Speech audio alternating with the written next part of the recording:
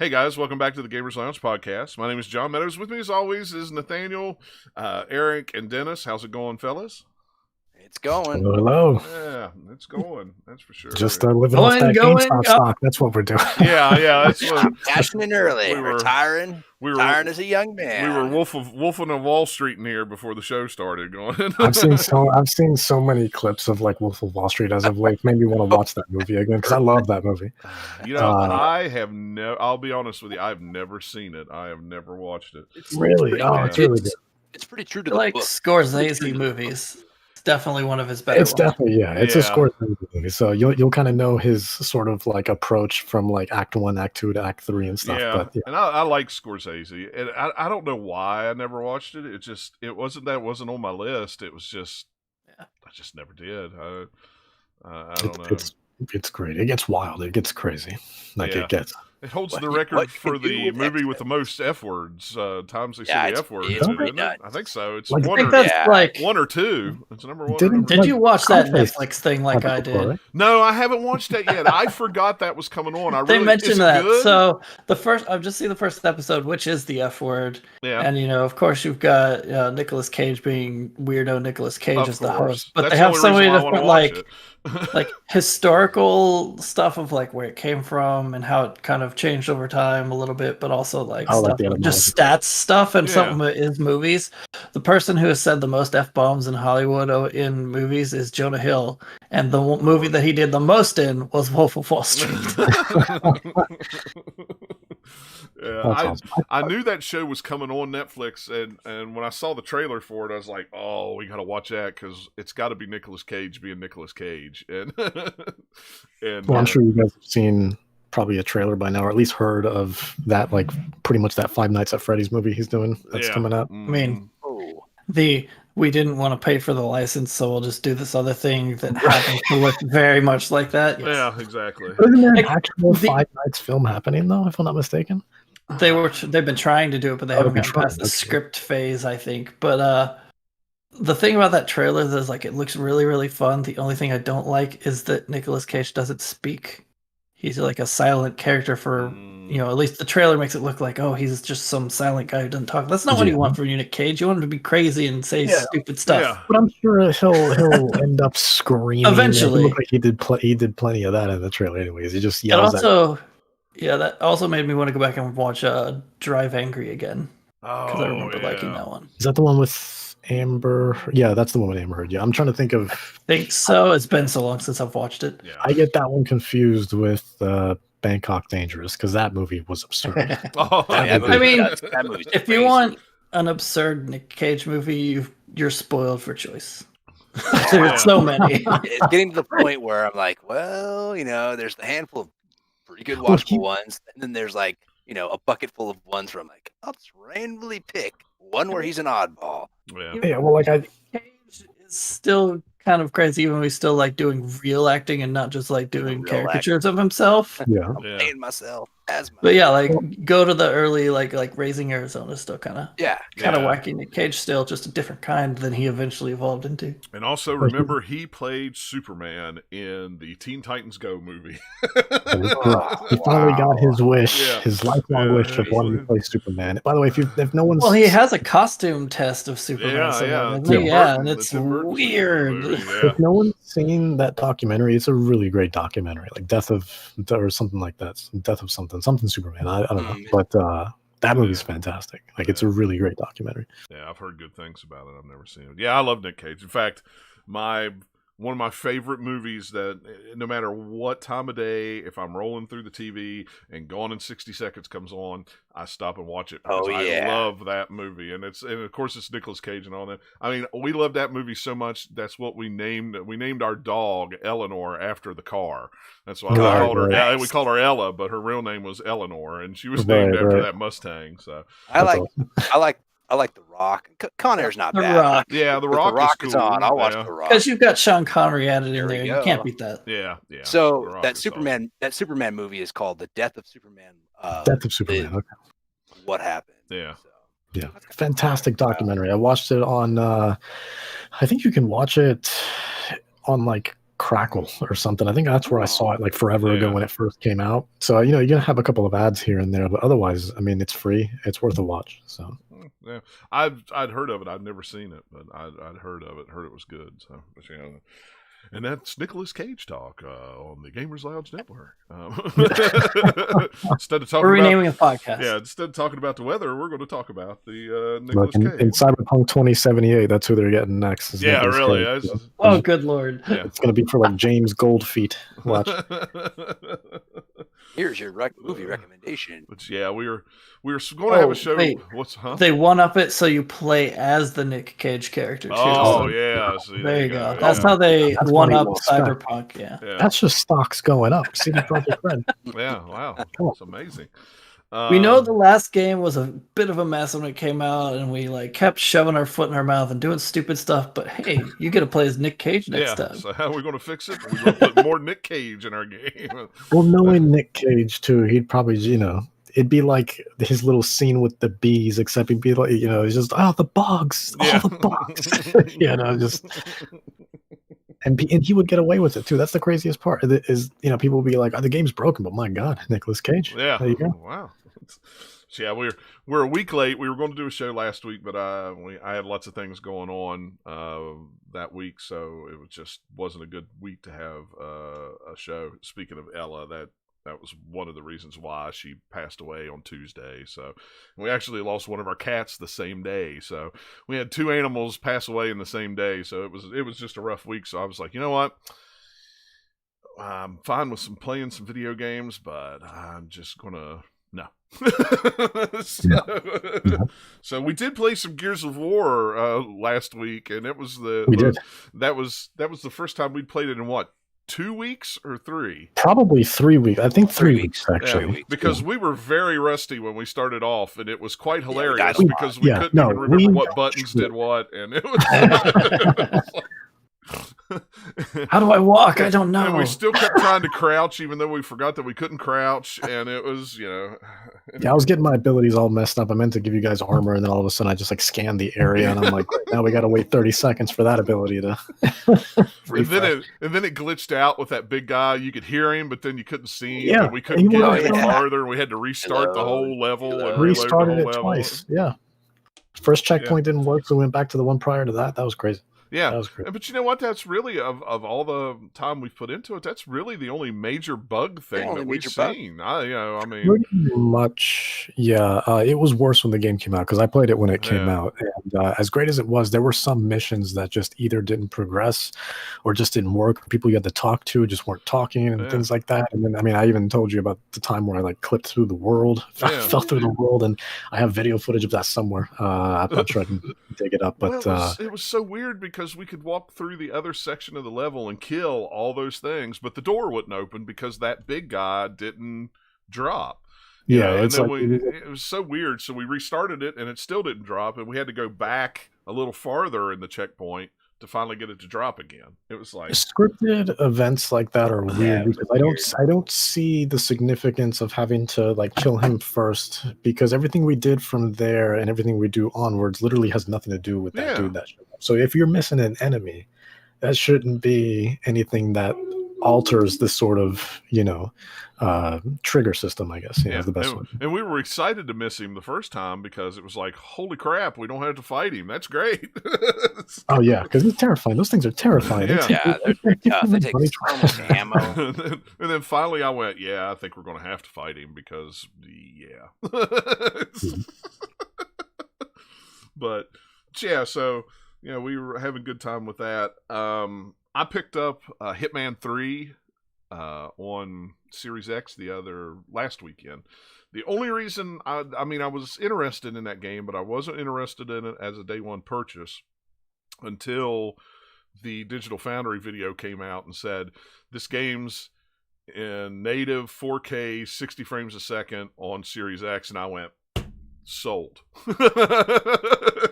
I'll do it, man. So the Hitman games have always been incredibly just really well optimized, and but the only reason why I haven't gotten it on Xbox yet is because I want to get it on PC instead, because that's where all my like save data is and whatnot. Because everything, if you own like Hitman 1 and or 2, all that stuff carries over to Hitman and 3. it'll carry over no matter what console you play on, as long as you log into your account. Because it asked me that at first to log into my whatever account, you know, and it said whatever you've played, it will. You know, and I didn't think I knew I had played one of the Hitman games, just the training thing.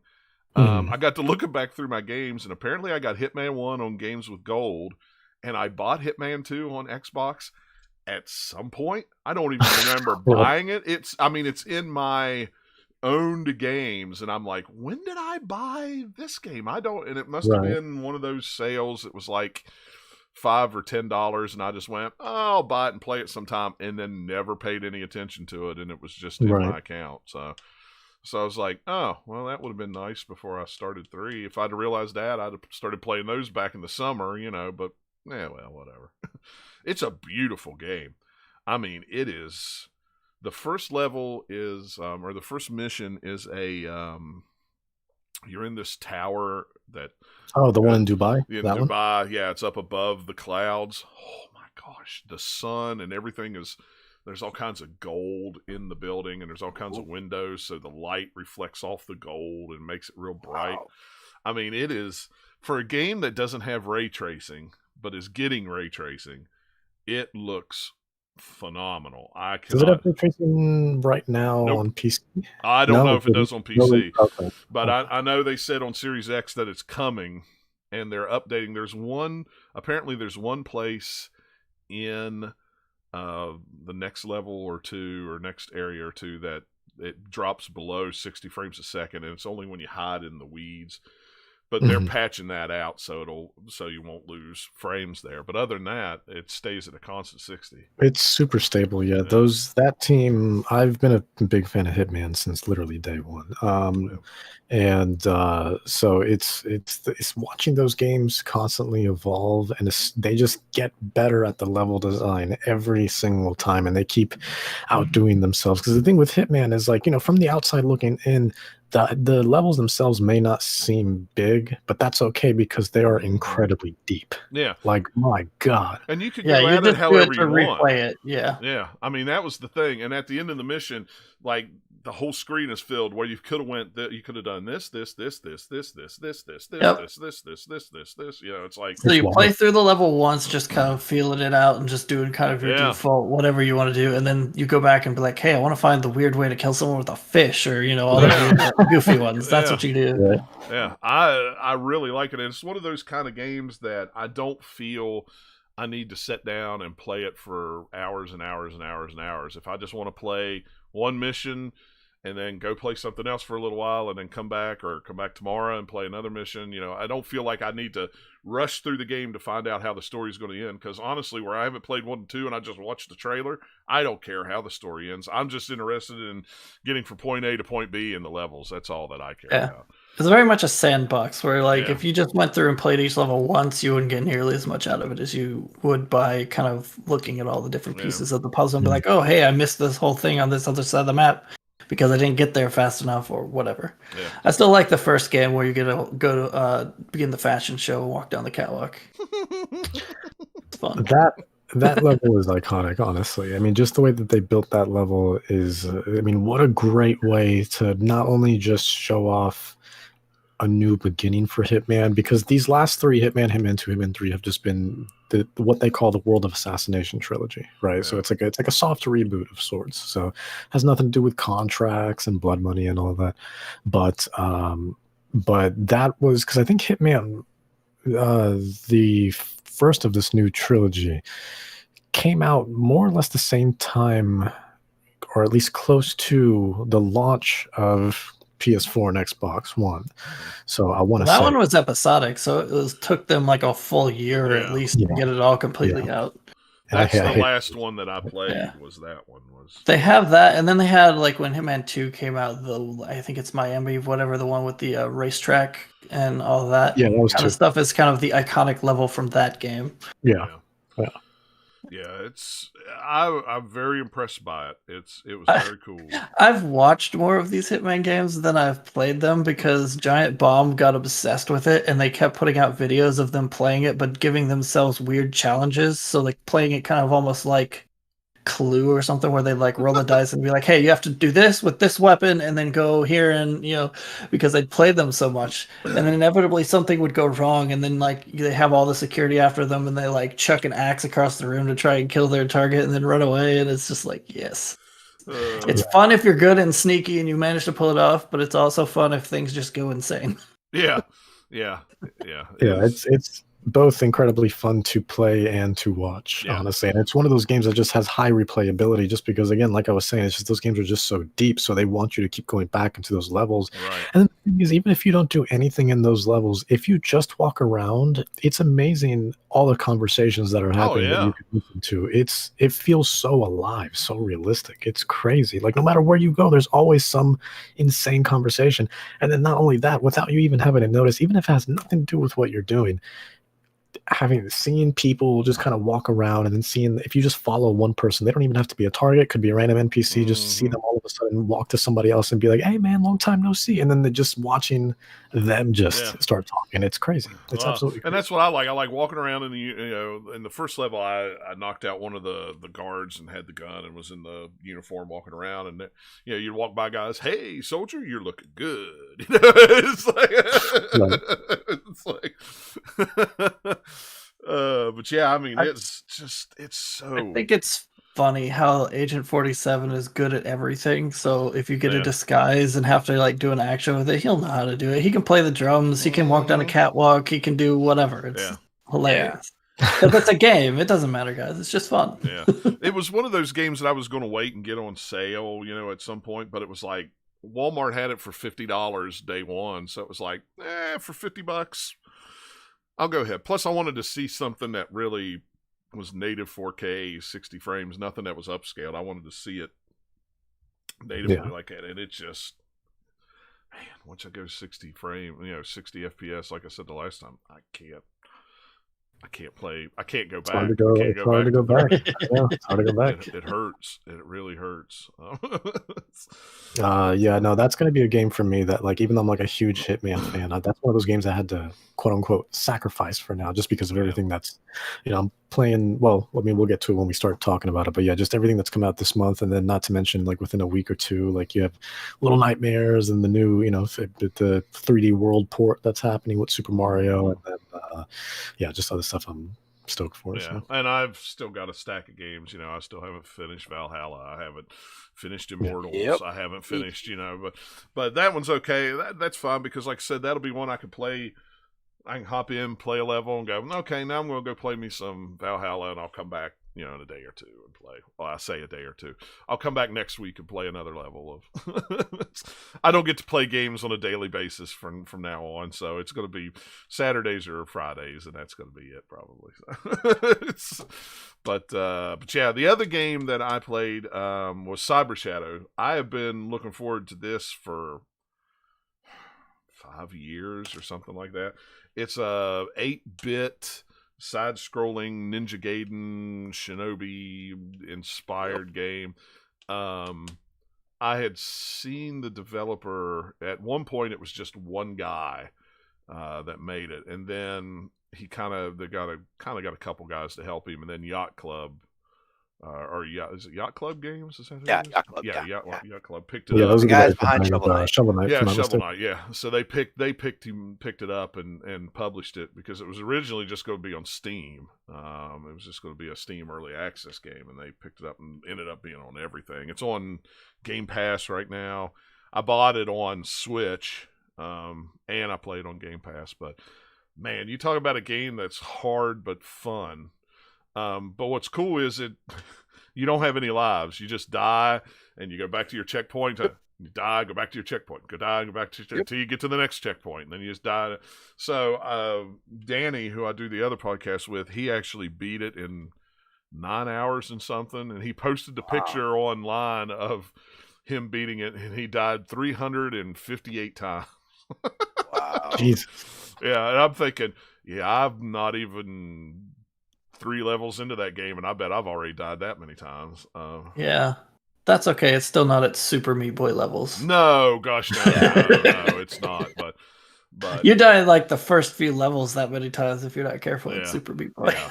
I love it though. It's right up my alley of the side scrolling shinobi games from the Sega Master System or Ninja Gaiden from the NES that I grew up with. And as soon as I saw it on Twitter, it was like, I'm following this guy because I want to know when this game comes out.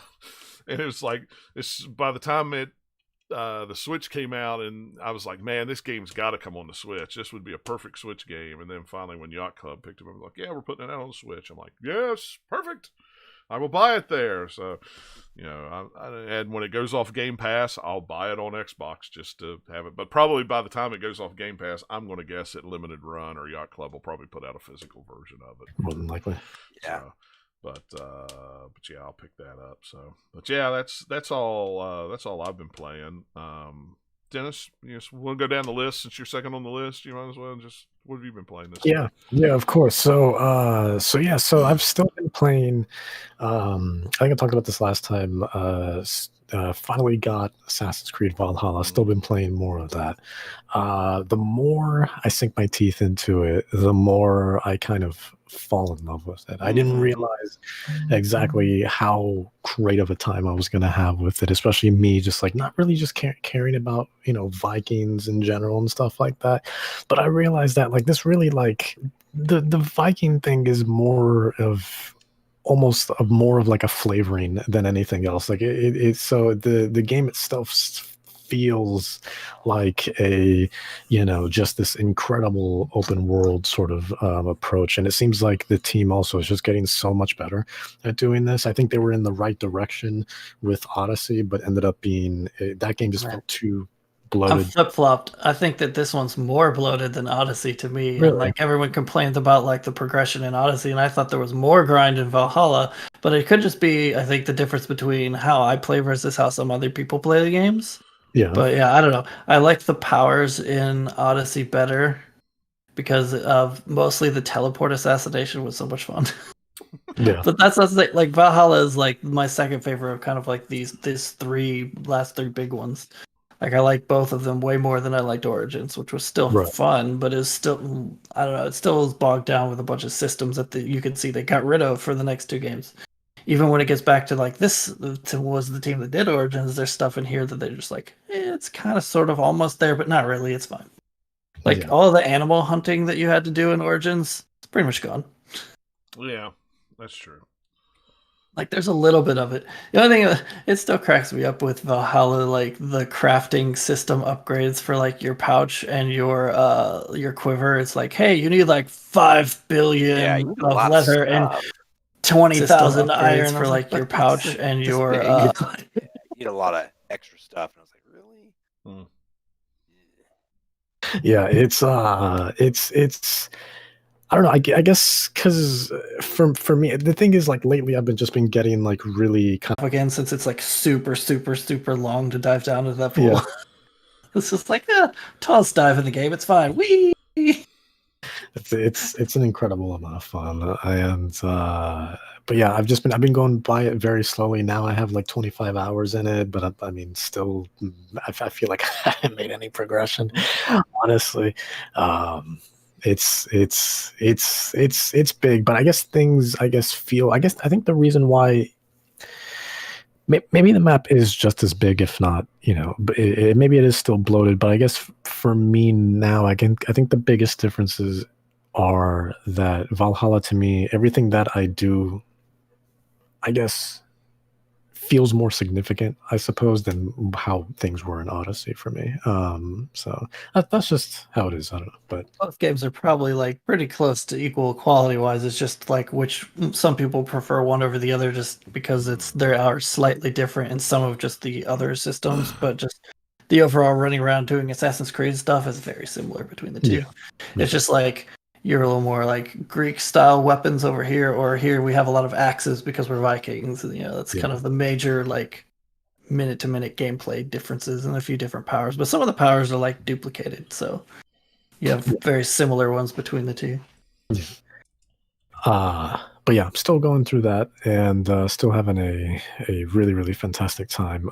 The game is stunning. Like they really did improve on that engine like tremendously, because I reinstalled Odyssey recently and I went back to it and I was like, oh my lord, like the first thing I did was open up photo mode, as I do, and like right away I could tell the face textures and just things like that just weren't as, I mean, it's still a very pretty game, but like it's not nearly as fleshed out as they are in Valhalla. Yeah. Have they done another event yet? Because they did kind of like a winter solstice thing for a few weeks, and I didn't know if they were doing anything after that. Yeah, as far as I know, it's nothing. I haven't been notified of anything. Things just feel as they normally are in the game right now. So, but yes, I've been playing that, and not long ago, I want to say probably like maybe a week ago, I tried out finally, because I bought it. This must have been over the winter time. They had Star Wars Squadrons on sale. Yeah, it was around Black Friday for like $20. That's right, Black Friday. Yeah, it was super cheap. I finally got around to playing it, and I got to be honest with you. It's pretty cool, huh? I got rid of that real quick. Really? Oh, whoa! Wow. Yep. Did it make you nauseous at all? No, not really. It's just, I guess, playing games like, Ace Combat and other like kind of like dogfighting games and things like that kind of spoiled me.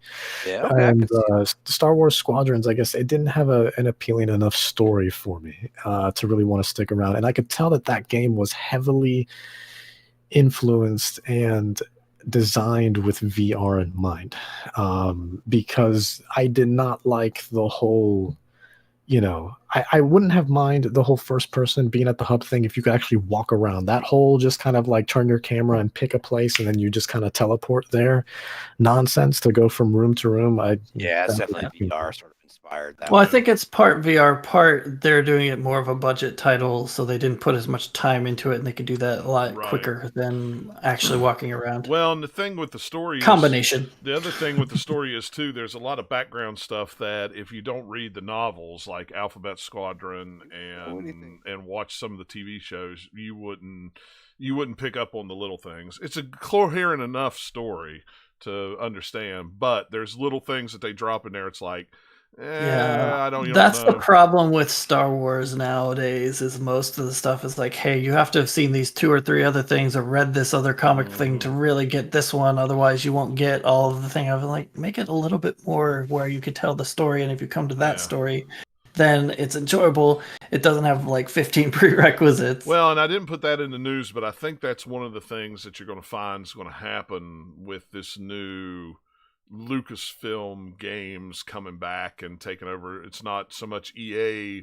Not coming back though. Everyone's saying I've seen that before, like Lucasfilm games, but that's not what it was called. It was LucasArts. LucasArts, but you know what I mean. Shove it. It's more of a you know, like a publishing. They're going to work with and stuff. Yeah. So I think that's what they should have done from the beginning. I think it's it just is like too. Have a division within the Star Wars people, like saying, "Hey, coordinating here. Do this. You have a cool idea. Awesome. Go ahead, do it." But they just said, "Hey, EA, go make some stuff for a while," and that didn't work out quite as well. So now that everybody gets chances, hopefully we'll start seeing like a lot more good games coming out instead of just like a few every few years. Yeah, because only one company can make it, then they can. Yeah, and I think that was the big thing. Is like, it's not that EA is not possibly still going to make Star Wars games, but now it's not going to be exclusively EA. You got Ubisoft doing a Star Wars game. You got Bethesda doing Indiana Jones. There's a rumor flying around that Microsoft is trying to do get the license to do another Lucas Arts or Lucasfilm game. So, there's going to be... Yeah, that's the thing. I wonder if, does that mean, all the LucasArts properties would also be able to come back somehow? There's not many that you'd want to, other than Star Wars, but there's a few that could be cool as a property, reimagined it. Monkey Island, Full Throttle, Grim Fandango. There's a lot of those.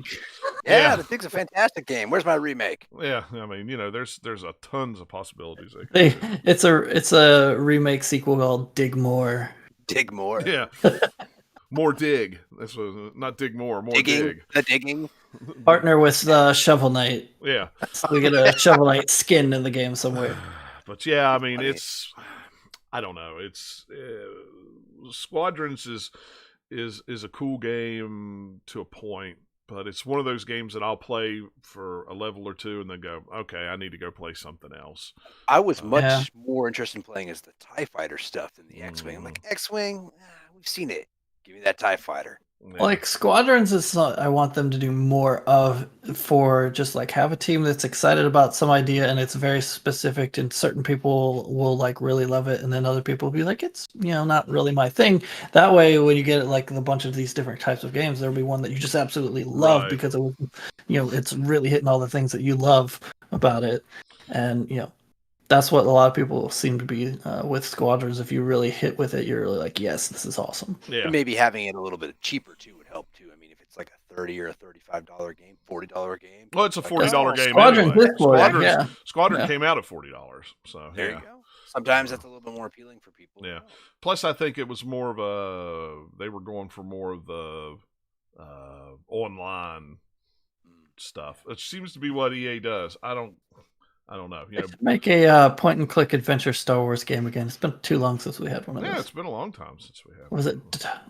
I guess it was it Dark Forces? What was the one I'm thinking of? I don't remember. Dark Forces. Dark Forces was first person. Yeah, I'm trying to think of a point.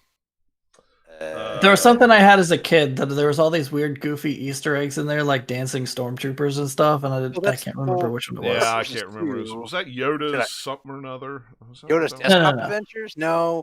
Was it Rebel Assault? Technically, Rebel Assault almost. Rebel Assault. That's kind of what it was. I bet that's what it was. I'm thinking, terrible FMV. Ugh. Yeah. Actually, it was at the similar time as like oh crap, what's the one that had Mark Hamill in it? My brain is forgetting right now. That had like Wing Commander. Yeah, Wing Commander. They were very much doing a Star Wars Wing Commander game, but with less story. Pretty much is what Rebel Assault is. Yeah, I remember those. Those were big in the full motion video days when that was all going on. Yep, so. that was the selling point. I mean, we've had a resurgence of full motion video stuff and kind of like indie teams like putting out stuff on like Steam and things that are kind of FMV games nowadays. Yeah, so like, that's true. But they're like way more sophisticated than old school stuff, just because you can get good looking video with cheaper equipment than you could way back when, and then also just the way they structure it and doing stuff. Yeah, I mean, like you get stuff like Her Story, which is really cool. Yeah, that's true. Whatever the second one that guy did, and then there's other ones that are just straight up like, hey, we're telling a branching story with like choose your own adventure style stuff, but with video. All right, Dennis, go on. What else have you played? We got derailed there with the Star Wars.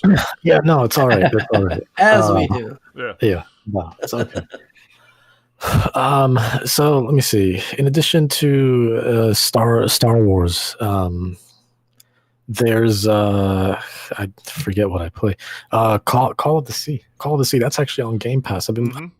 I played and beat that. Probably the better part of about maybe 2 weeks ago, week and a half, 2 weeks ago, and that game was one of those games that kind of took me by surprise because it was one of those things that I kind of saw in passing a while back and then just kind of forgot about it. And then since it was on Game Pass, I was like, oh yeah, that's right, I remember that game. So I downloaded it, played it, fell in love with it right away. And basically, it's your sort of puzzle game progression where if it's in first person, you just kind of go around this environment, you try to figure out the puzzles, right? You kind of soak it all in. Then all of a sudden you see some sort of mechanism that has those same symbols, you kind of like put the pieces together from there, and yeah, so it's just stuff like that, and it's a fantastic, beautiful game that's on Game Pass. That's sort of reminiscent of just a typical. It wasn't doing anything new. It was just that typical sort of first-person puzzle experience. So stuff like the Turing test, or things like that, where you're going to want to take in your environment and just kind of progress in a sort of linear fashion. I loved it. I thought it was absolutely fantastic. How long was it? I want to say roughly it took me a little bit longer than I think the average time, just because I got stuck on like one or two of the chapters.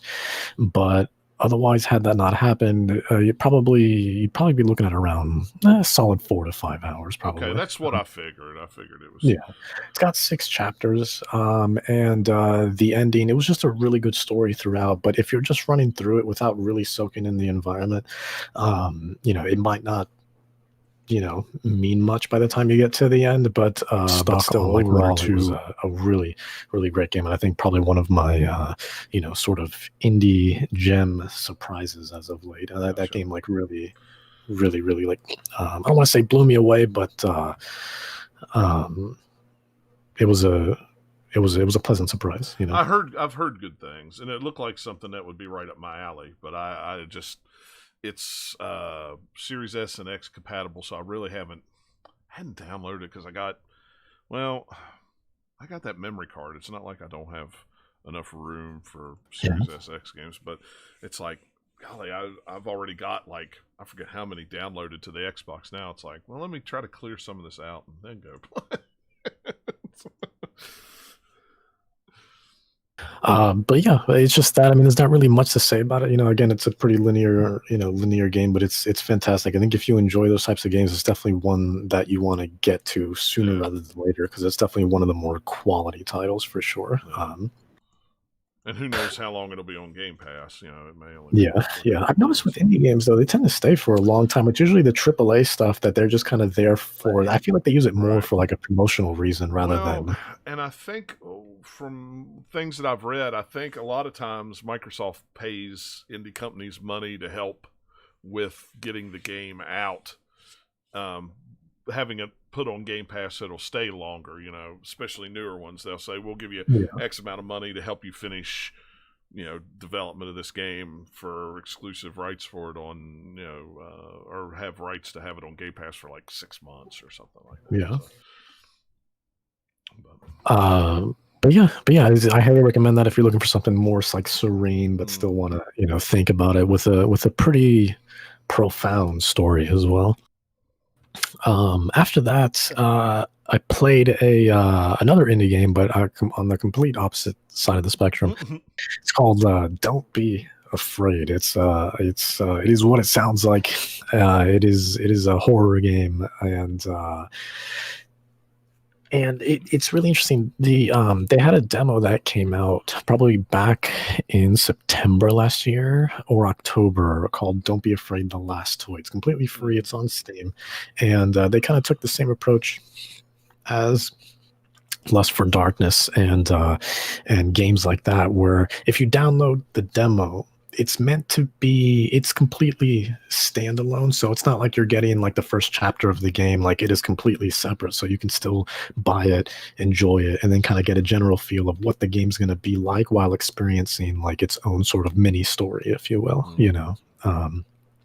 So that sold me right away. And then the devs actually sent me a code, because apparently somehow they came across, I guess, my playthrough of it. And so they sent me the full thing. So shout out to those guys. Thank you tremendously. And I really actually enjoyed it. What surprised me, though, is that the game ended up being more of like a haunted house simulator than anything else, where you just kind of, it's pretty linear. You're just kind of walking through, but you're, experiencing these creepy things, but you don't technically die in that game. It's very much you just kind of walk through, experience things, and unravel a story. You play as a little kid, which the only other time I really remember playing as a little kid is, what was that game? Like Alone. Do you guys know what I'm talking about? There's a game called like Alone something. It's like that we both played recently over the summer. Oh, I know what you're talking about now. It's Alone. It came out forever ago, and then it got a console release. We played it over the summer, right? Yeah, I can't think of it. Sort of like strange horror game, or like kind of where you play as the kid, and all the adults are gone in the town, right? I'm honestly trying to remember. Is it just called Alone? No. That's a different game. That's I remember a different game, right? Yeah, okay. Yeah. No, I know that one. Yeah, it's not that one. I was thinking Never Song. That you play as a kid there. Never Alone. No, that's Never the Alone? last. That's the one where it's like in Alaska, where you. That's right. Yeah, no, it's not that one. No, it's like Uh, God, it's gonna bother me. Hold on. I can't remember what it's called. I know what you're talking about, though. I absolutely know what you're talking about.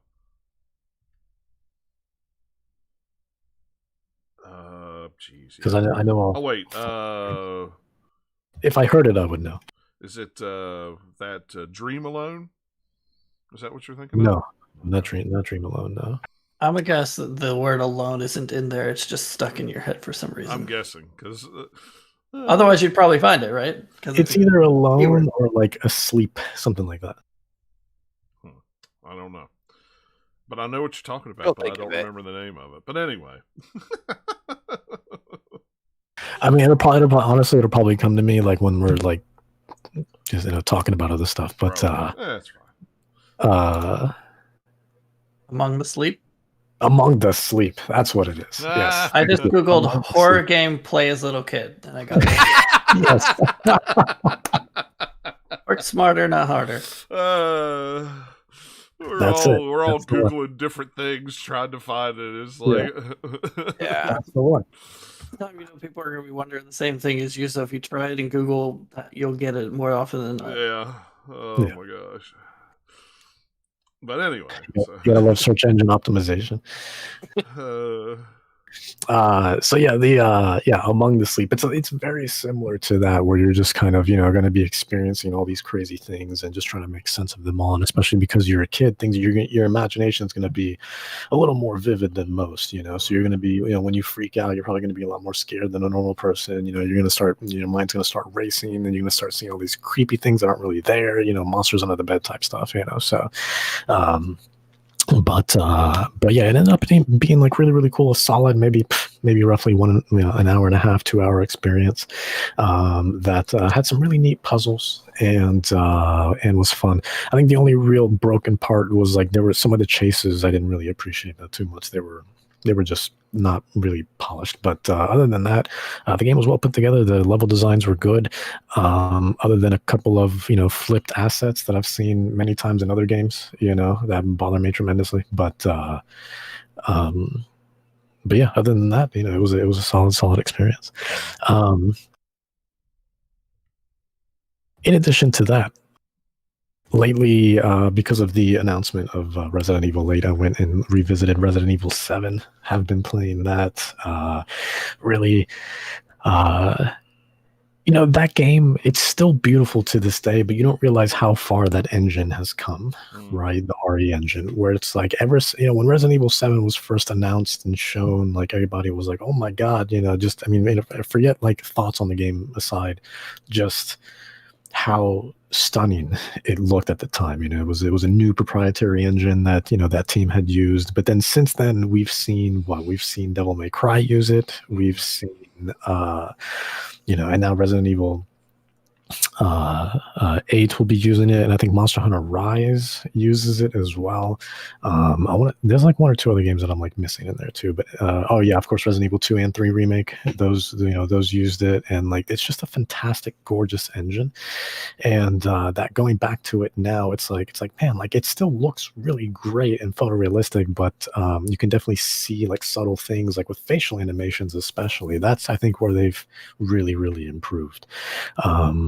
And where it looks the most stunning. But yeah, we've been playing that again, beat it, because I wanted to, to kind of warm myself up for Resident Evil 8. I'm surprised you didn't play the demo. For Resident Evil 8? Yeah. Oh, yeah, you mean that exclusive demo? That's exclusive to the PlayStation 5? Yeah. You didn't just like go outside and just put like so much will into the universe of I want to play this, and then a PlayStation just appears before you. Like, come on, you gotta use your powers for good, man. You didn't have a friend's house that you could go over to that had a PlayStation 5 that you could have tried it out on. So, unfortunately, I have not played that demo, and I have a PS5, but that's because no. I'm not going to play first-person Resident Evil. First-person horror games freak me out even worse than third-person ones do, and third-person ones get to me. So it's just like, nope, not for me. But But anyway, go ahead. I'm sorry. Well, yeah, I mean, just like that engine has come a long way, and it's just incredible to see how things were back then to where they are now. When you think about it, that game only came out in 2017, so we're 4 years into that engine, and like it's just game by game, just the leaps and bounds that engine has been making, and the optimization of it is fantastic because every time I think like, oh, I'm probably not going to be able to run this, sure enough it runs beautifully every time. Like it's insane what that optimization of that engine is capable of. And but yeah, I played through that. I still don't like or care for Ethan. I think he's just just a really boring, bland character. What if you could mod the game so it's Ethan Hunt from the Mission Impossible movies and you're just playing as Tom Cruise? That would be good. I don't know. I think that would make it worse, but that's just. But no. That would be like superpower because you just run away the whole time and Tom Cruise never has to breathe or stop running. He can run for like years, man. Yeah. Like, stamina isn't a thing. Perfect for a survival horror that's true. game. You just can run. Yeah, you don't have to worry about stamina. On top of that, if I wanted to jump through a window, not a problem. Yeah. And so chase scenes much more accommodating. You have a lot more options there. Didn't think about it like that. But yeah, like it's crazy how they did. But that house is absolutely terrifying, and I think that's probably house is probably creepier than the actual family, to be quite honest. Like that, the way they designed that house and the atmosphere around that house is brilliant. But then I start thinking about, like, I wonder where Resident Evil would be today if it wasn't for PT. Because I started thinking about PT, where PT, the best horror game never made, has influenced so much. I mean, that game was groundbreaking, and just what it did in terms of perspective and atmosphere, and just how it's been adopted in so many different ways. And Resident Evil 7 being the first real big budget game to kind of take that sort of foundation and run with it. Yeah, and they definitely saw how crazy people went for PT and how many people still want to keep trying to like bootleg, download it, and all that stuff. It's because of people like it so much. There's a reason for that. So they're like, oh man, we better like use some of these ideas because people are gonna love it. Yeah. And especially with the way Resident Evil 6 was going, truthfully, like, even though I don't consider Resident Evil 7, we'll see how Resident Evil 8 is, but Resident Evil 7 a Resident Evil game, I still think it's a great game. I just don't consider it Resident Evil. I do appreciate what it did in terms of capitalizing on that, but also just for really kind of helping the sort of credibility of that series, because 4 was the last one where people were like, that's my favorite one, that's the best one, and then 5 comes out. Seeing all the Resident Evil 8 stuff, I was like, man, but what if Resident Evil 4 and it looked like that? Yeah, that's what I want. That would be interesting. Because it has 8 has some vibes of Resident Evil 4 with kind of like the village, of course, and then kind of a weird castle, like the architecture inside even. It's just, you couldn't do as much detail in Resident Evil 4 days as you can now. I'm like, man, what if I had a remake that was that much different, that looked that good? That would be really cool. I would play that.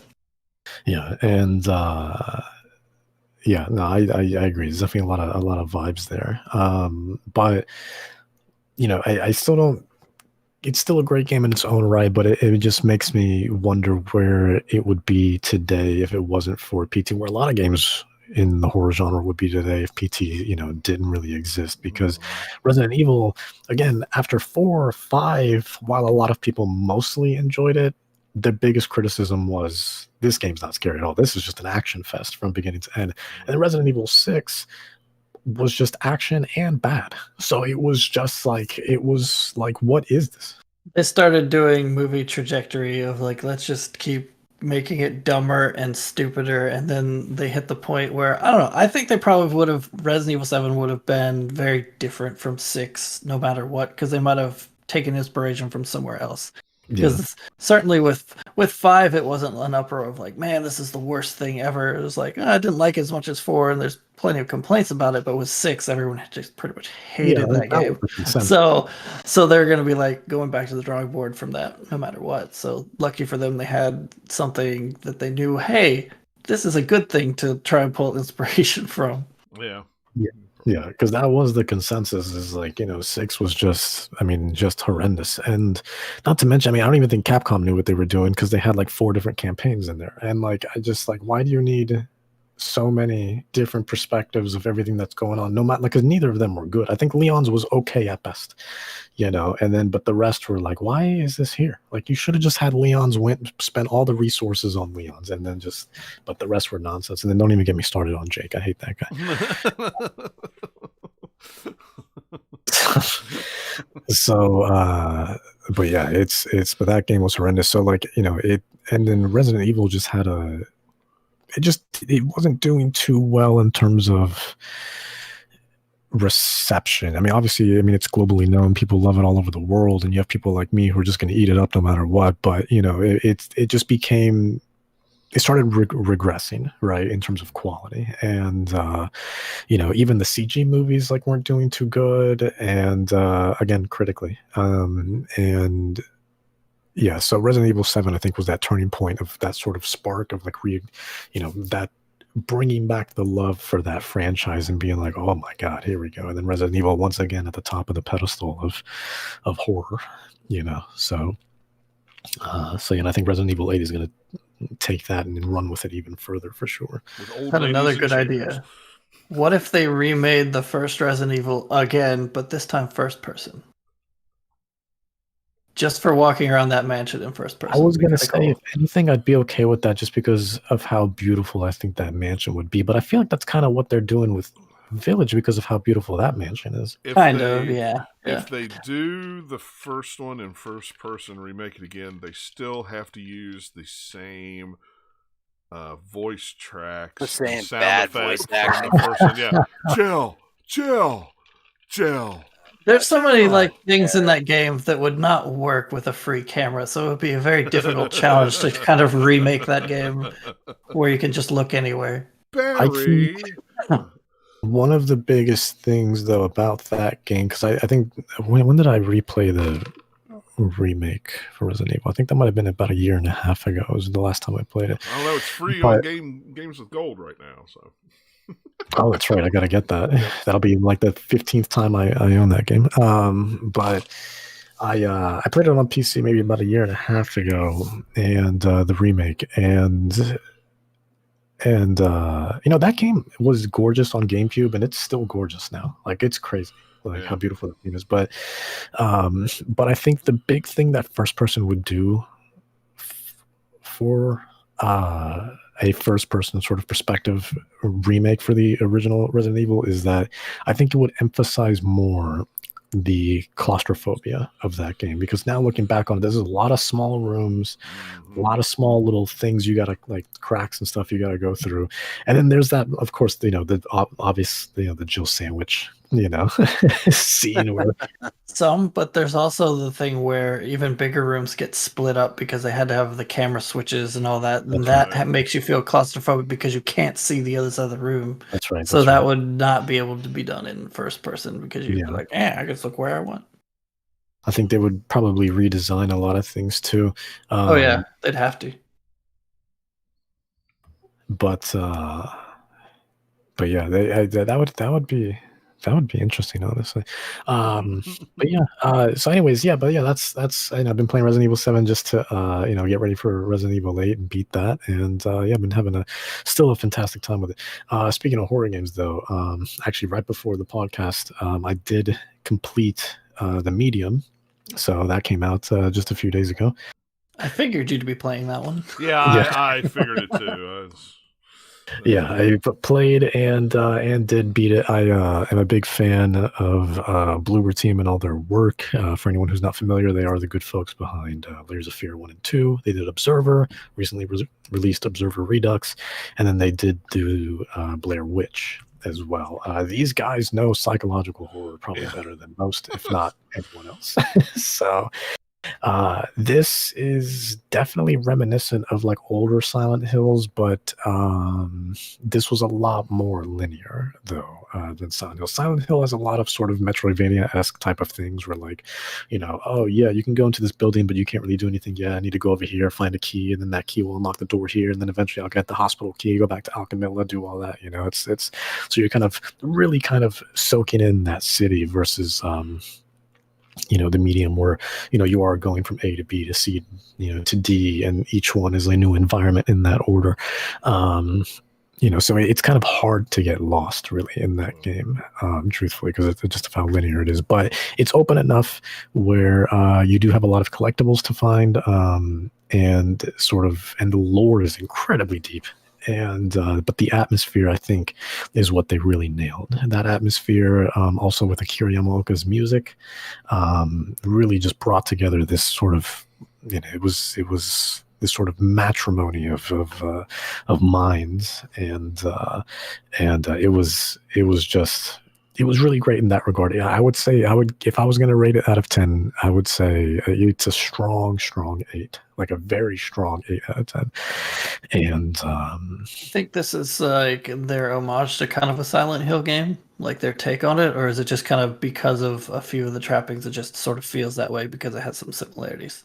Yeah, I think it's a good question. By the end of it, I felt that it wasn't as much as Silent Hill as I think we were led to believe, but there were definitely sort of inspirations and flavors of it as well, because again, the atmosphere, of course, the music from Akira Yamaoka, whenever a composition would play, I was like, I swear to God, I've heard that in Silent Hill before. A lot of the little interactions and stuff. Also the notes everywhere. Silent Hill is all about notes. There's always notes everywhere. And and then of course the little sound cues, sound pieces as well, like the iconic sort of like boom boom or whatever that Silent Hill has whenever you select something or pick something up. They had something like that too. The cutscenes were great. I love the idea of that sort of split dual world reality thing. That was a really neat mechanic, trying to utilize both the material world and the spiritual world, and figuring out pathways that way. If you wanted to, let's just say you had a closed door in front of you in the material world, if you go into the spiritual world and there's not a door there, you can kind of detach yourself for a moment, but you can only do it for so long. If you detach yourself for too long, you will die, and then you have to like restart from the last checkpoint. But yeah, and then you go over there, and then you can grab things, and then once you come back, that stuff will carry over into the material world, basically. So cool little detachments like that too, while still utilizing the dual world sort of perspective. But yeah, I think my biggest complaint really was just that it was a little too linear, I suppose. And then the ending, while it was satisfactory, I feel like it was almost a little too safe. But they also kind of alluded to the fact that there might, assuming this does well, and it probably will. I mean, it's gotten pretty good reviews and stuff like that as well. I've seen lines and stuff like that. So, so if Microsoft wants to, they'll fund another one, because there's like an after credits cutscene that's like, maybe we might see another one. Maybe. They do a sequel and call it like medium rare. I get it. Medium well. Medium well. Medium well. I think that'd be better. Medium well. Medium rare is the prequel. There we go. Yeah, that could be the prequel. There. You got the medium rare, medium, and the medium well. The medium rare. Totally. Then you have to go like, oh, this franchise is going in the toilet. Then you can go into the well done. That'll be it worked out. That'll be the space.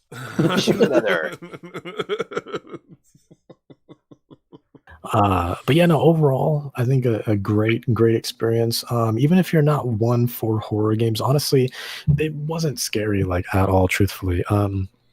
This game really emphasized the atmosphere more than anything else, and I think you end up scaring yourself, if anything, which I think is really clever how they did it, because the atmosphere is so powerful, like it gets under your skin. So little sound cues and nothing like no jump scares, anything like that, but just little things that you hear in the background, things like, all of a sudden you'll just be walking, you just hear a random laugh, you're like, what in the world? You know, it's like it gets under your skin, but no jump scares, no real, you know, jumpy moments. But it's definitely a different sort of approach to horror that worked really well for this. But I think, you know, if you're just someone who's easily scared, or maybe, you know, who likes horror games but just doesn't play too much of them, I think the medium will be a nice sort of thing to jump into.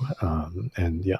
I considered downloading it just to see what it looked like on the Series X and try it out. But the trouble is with games, if I get really into them and play them for a good little while, I end up having dreams about them, things like that.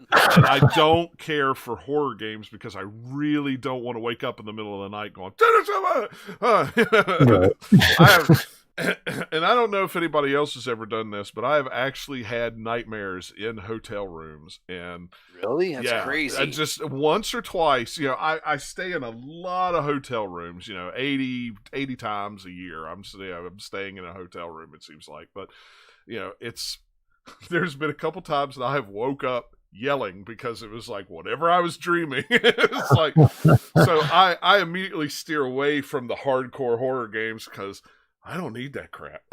Sometimes my brain just does it on my own. You know, now the Resident Evil 2 and 3, you know, the old, that stuff's no big deal. But, you know, like Resident Evil 7, I see that and I go, ooh, I'd like to play it. Then I see people, you know, watch a little bit of people playing and I go, no.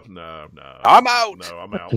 I'm not going to. No, I remember playing Resident Evil 7 in VR, and after like 45 minutes, I had the cold sweats. And my buddy's like, what's wrong, man? I'm like, I'm okay with all the other VR games, even the ones where they're a little bit like with emotion. I'm like, I can't play this, man. Yeah. What's wrong? I'm like, I can't do it, man. That's how you break a VR headset, just by freaking out and throwing it across the room. Get it off my face. I was like, maybe I'll get a little bit motion sick from, you know, some of the other games, but this, I've got the sweats. I just can't do it. No, thank you. He's like, yeah, about the same way. I made it like 3 hours, and I'm like, I can't. Like, I would have even made it 45 minutes. It just would have been, no. 10 minutes in, I'm out. I'm out. It's the game menu. Nope. Ooh, I'm out. Music. No, we're good. Cut it. Yeah, it's just, that's an example of a game with VR that really immerses you in the environment. I can imagine. And it's just too much. Yeah. I mean, for some people that are big survival horror fans, no problem. But for me, I'm like, all right. I don't normally, horror games don't bother me, but this is if it was more like Resident Evil 4, maybe more like action based. Yeah, I could see that. Bad. Imagine if they did a Silent Hill game. Yeah, but just think of like all the villagers swarming you in Resident Evil 4, and then like the chainsaw guy popping out, guy right in front of your face. Ooh. Still plenty of like on that too. That chainsaw definitely get you. That was an immediate no every time. I'm out. No. Like even some of the like enemies later in the game, it's like, there's plenty of Resident Evil 4 you wouldn't want to see in VR. Yeah. It would creep you right out. Just give us, you know, the PlayStation 1 version of Resident Evil 1 in VR. Bad acting. Plus, I play in a basement with the lights out with no. There we windows. go. It's like, well, that's your fault. You could at least turn a light on. No, I mean, I gotta play during the day. When I play, this is what I play in. Well, except this light will be on. Alexa, dim basement lights to 2%. Oh, she's not going to do it. Alexa, dim basement lights to 2%. There we go. Okay. Yeah. Okay. Now I don't have this thing on, but you know, it's if I didn't have this on, this is the darkness I would play it. No, thank you. No, thank you. No, thank you. I mean, it'll be a little brighter than that just from the TV screen. Yeah, the TV screen would light it up a little. Super dark, yeah. Alexa, turn basement lights up to 100%. But yeah, I mean, it's no, thank you. I can't.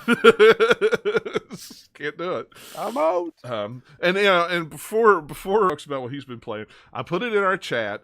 I kid you not, the Xbox Series X helps me fall asleep. Every time it does it. And it's the weirdest thing. When I lay down at night, my mind is going 100 miles an hour. I'm thinking about this. I'm thinking about that. I got this in my brain. I got to do this. I got to do that. Literally, all I do is in my brain, I picture the Series X, just the shape of it. And in 5 seconds, I am out. It just comforting. shuts my brain off, and I go to sleep. Now the question like is, some weird 2001 Monolith weirdness going on. Yeah, it's so weird. It's like, I couldn't think of anything else. Yeah, I'm laying in bed, one night, and I can't go to sleep. I can't go to sleep. I can't go to sleep, and I'm like, man, I just can't wait to come home and play something on the Xbox. That'll be awesome. And then all of a sudden, I just go, I'm like, well, that's weird. So what I started doing was when my mind starts, when I'm laying down, the first thing I do is I just picture the Xbox, and it would probably work with any inanimate object. It doesn't have to be the Xbox. It could be a PlayStation or a TV or the dog or something, but it does. That inanimate dog that you have. Yeah. It's just weird. It's just, I could just go to sleep. Just immediately just shuts my brain off and I go to sleep. Strangest thing. But yeah, so not only does the Xbox play games and it's great, it's also an awesome sleeping tool or sleeping aid, apparently. So my weird brain just thought something fun. What if in a few years that Microsoft puts out, like the better version of the Series X and calls it the Super Series X, so it can be SSX for the abbreviation? That's what I want. I like that. Don't give them any ideas. Don't give them any ideas. Oh, I want them to have that idea. They'll do it. Good idea. Because then maybe they'll be like, oh, yeah, snowboarding games. Hey, EA, go make another one of these, please. Yeah, really. So, go ahead, Nathaniel. Tell us about Demon's Souls on PS5. Is Dennis finished? I thought he had another one. Are you finished, Dennis? Did you have another one? Well, just one. One quick thing. I didn't even see it there. Sorry. Oh yeah, just because we were on the topic of horror, just so we can end it out on end my list on something a little more serene. I've been playing and actually reviewed it. Atelier Ryza 2. Now Atelier Ryza 1 was arguably, the Atelier series has been going on for I don't even know how long now, since 1997. I mean, it's been a long time. And the series slowly but surely has been gaining more. I think it's kind of like Yakuza, right? Where it's like it's been around for a long time, but all of a sudden over the last couple of years, it just has this huge surge of popularity. Never heard of it. You never heard of it? Nope. I've heard of Yakuza like quite a while ago, but this like I saw it on your list. I was like, I have no idea what that is. Let me Google it. Yeah. Oh, really? Okay. Yeah, Atelier. It's just probably because it's the type of game I'm not like paying attention to and digging into that much, unless it's just some big huge release that like everybody's singing about. I just won't hear about it. Yeah, I mean, Koei Tecmo is not going to put the promotional sort of money towards it like they would like a Dynasty Warriors or something, But Atelier Ryza 1 actually became the best-selling and fastest-selling Atelier game ever, and beating out, I can't remember what their previous one was, but it was like a long time ago, and mainly because like I think the internet just started getting a big sort of like affinity towards Ryza herself, because I mean she's this super cute character who's super like just super jovial, super just happy and just cheerful, just a joy to be around, and just like play as well. And the Atelier games have always been a sort of wholesome, heartwarming experience. They're not like other RPGs where it's just like, oh my god, we gotta go beat this giant dragon. Oh lord, it's it's destroying the town. So Atelier is very much just like, especially in the case of Ryza, where Atelier, the series of Atelier has always been you play as an alchemist who is like, it's like a coming of age story with a bunch of slice of life elements, right? But with Ryza in particular, she was not an alchemist prior. She just kind of ran into it by chance and was like, oh my god, this is super cool, I want to do this, and then just kind of got mentored and is super naive. Again, she has no experience like all the other protagonists have. So everything about Atelier Ryza, and by default Ryza 2 as well, is just so different from the rest of the series, and they added a lot of quality of life things as well. And Ryza 2 is basically more of the same. They didn't really change much, but it was mainly just polishing, tweaking, but it's also one of those things, right, where it's just like, don't fix what's not broken, right? So it's not so much about innovating with this one as it is about growth.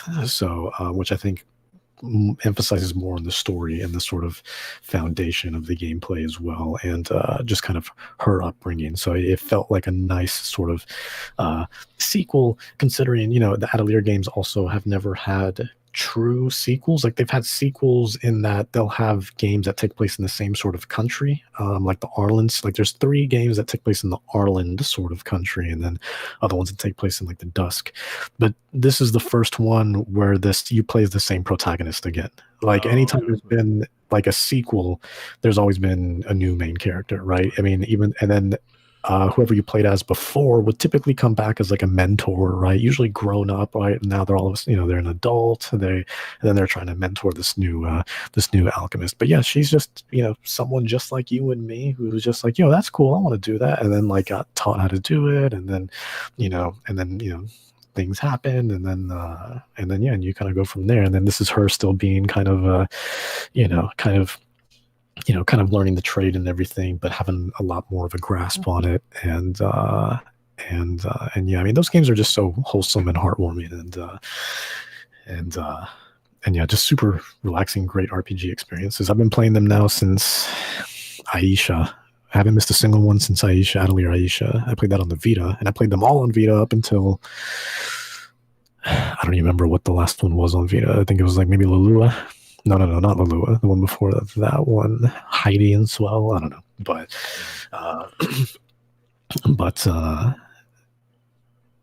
yeah. And then I've gone and revisited, some of the older ones as well. But yeah, I love that series tremendously. The new one just came out just a couple of days ago, and the reception's been really good for it as well. But yeah, cool. All right, now Nathaniel, go for it. He went in order that whole time and skipped over that one, and I didn't even notice it. So it was like, well, a fast one on John. Yeah, ha! All right, it happens a lot.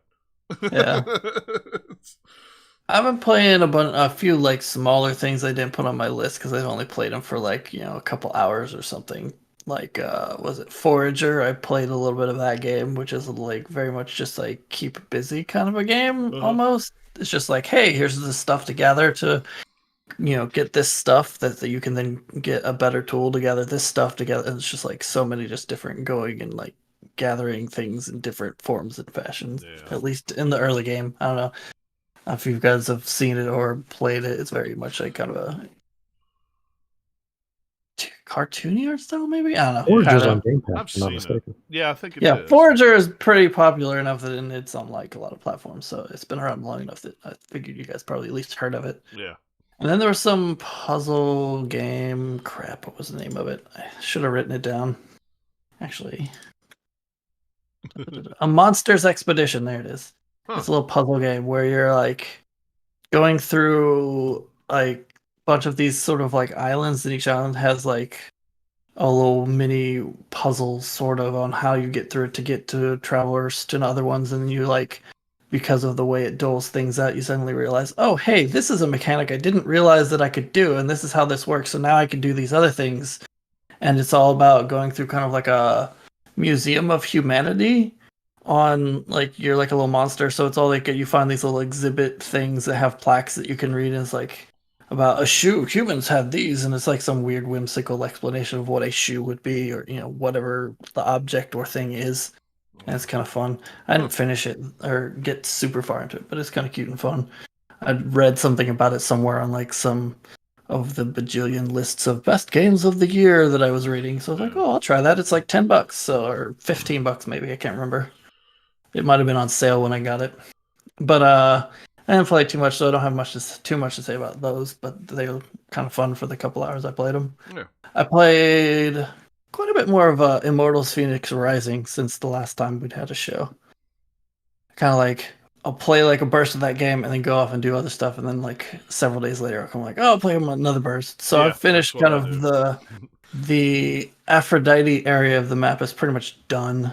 Yeah. And then I've started on the Athena part of the map.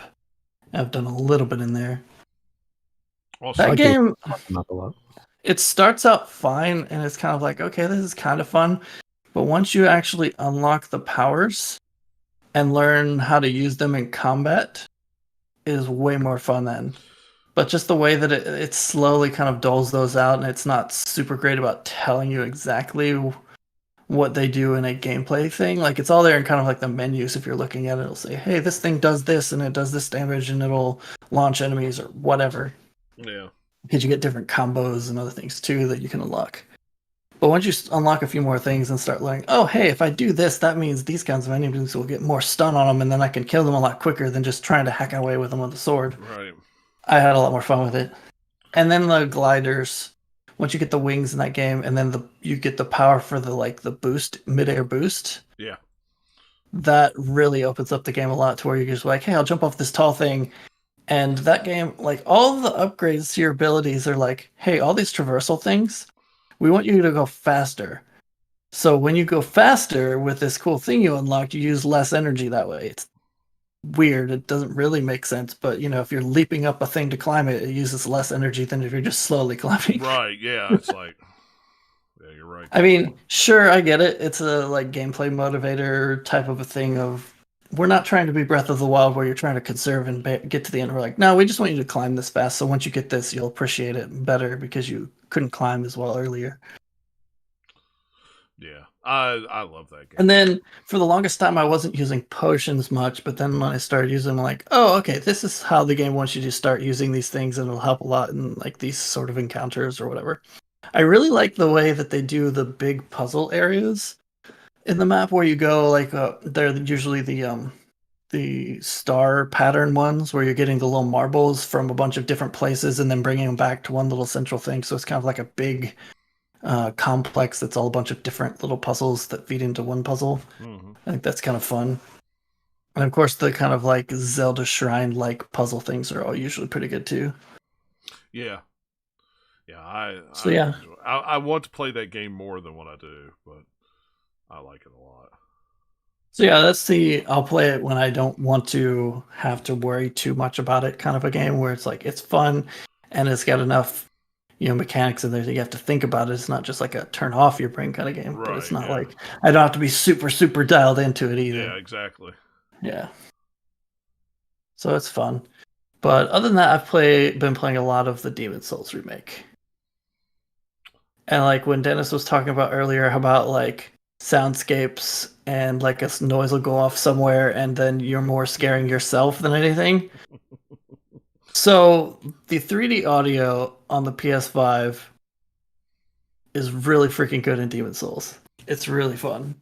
They actually do like all sorts of kind of fun things with the audio. So most of the time I play where it's just like the speakers, and so I can actually like hear the controller audio, which is really fun because they do like kind of environmental sounds and then accent sounds, which really come into play when you like either clank off of a shield or when you pull off like a backstab or a parry and stuff. That's when it like really is pumping out some sound but it's all like, it's not like mirroring what you're hearing from the TV. It's different, so it like accentuates it, so it just makes it feel a lot more punchy or a lot just like harder of a hit. Or like if you're on an elevator, you hear kind of like wheel creaking noises coming out from your controller, and it's just like kind of pulls you in a little bit more. Kind of like we'll use this to like give you a little bit more of the environment. It's not 3D audio, but it's kind of like two separate sources, so we can play with it a little bit. Yeah. But if you put them headphones on, I was super surprised at how much more you're actually hearing.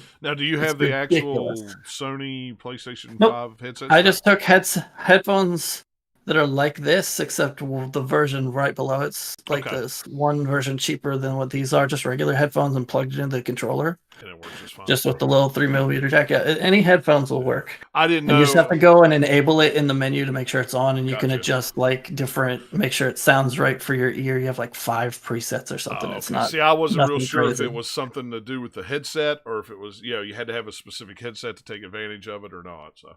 No, it's just more the audio processing. Is any stereo kind of headphones is what it works with. I think eventually they want it to be with like, speakers and stuff too, theoretically. I don't know how well they could get that to work, but I'm not a sound engineer, so whatever. Yeah. They could figure it out. Great.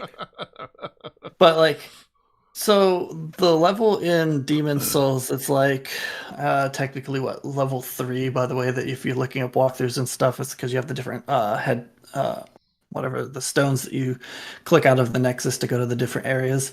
It's the 3rd one that's like the prison level. and it's the one where you're like the first area, you're walking around all these like prison blocks where you're like going down the kind of things, and in the middle is wide open with like a railing, or a few places the railing's broken off.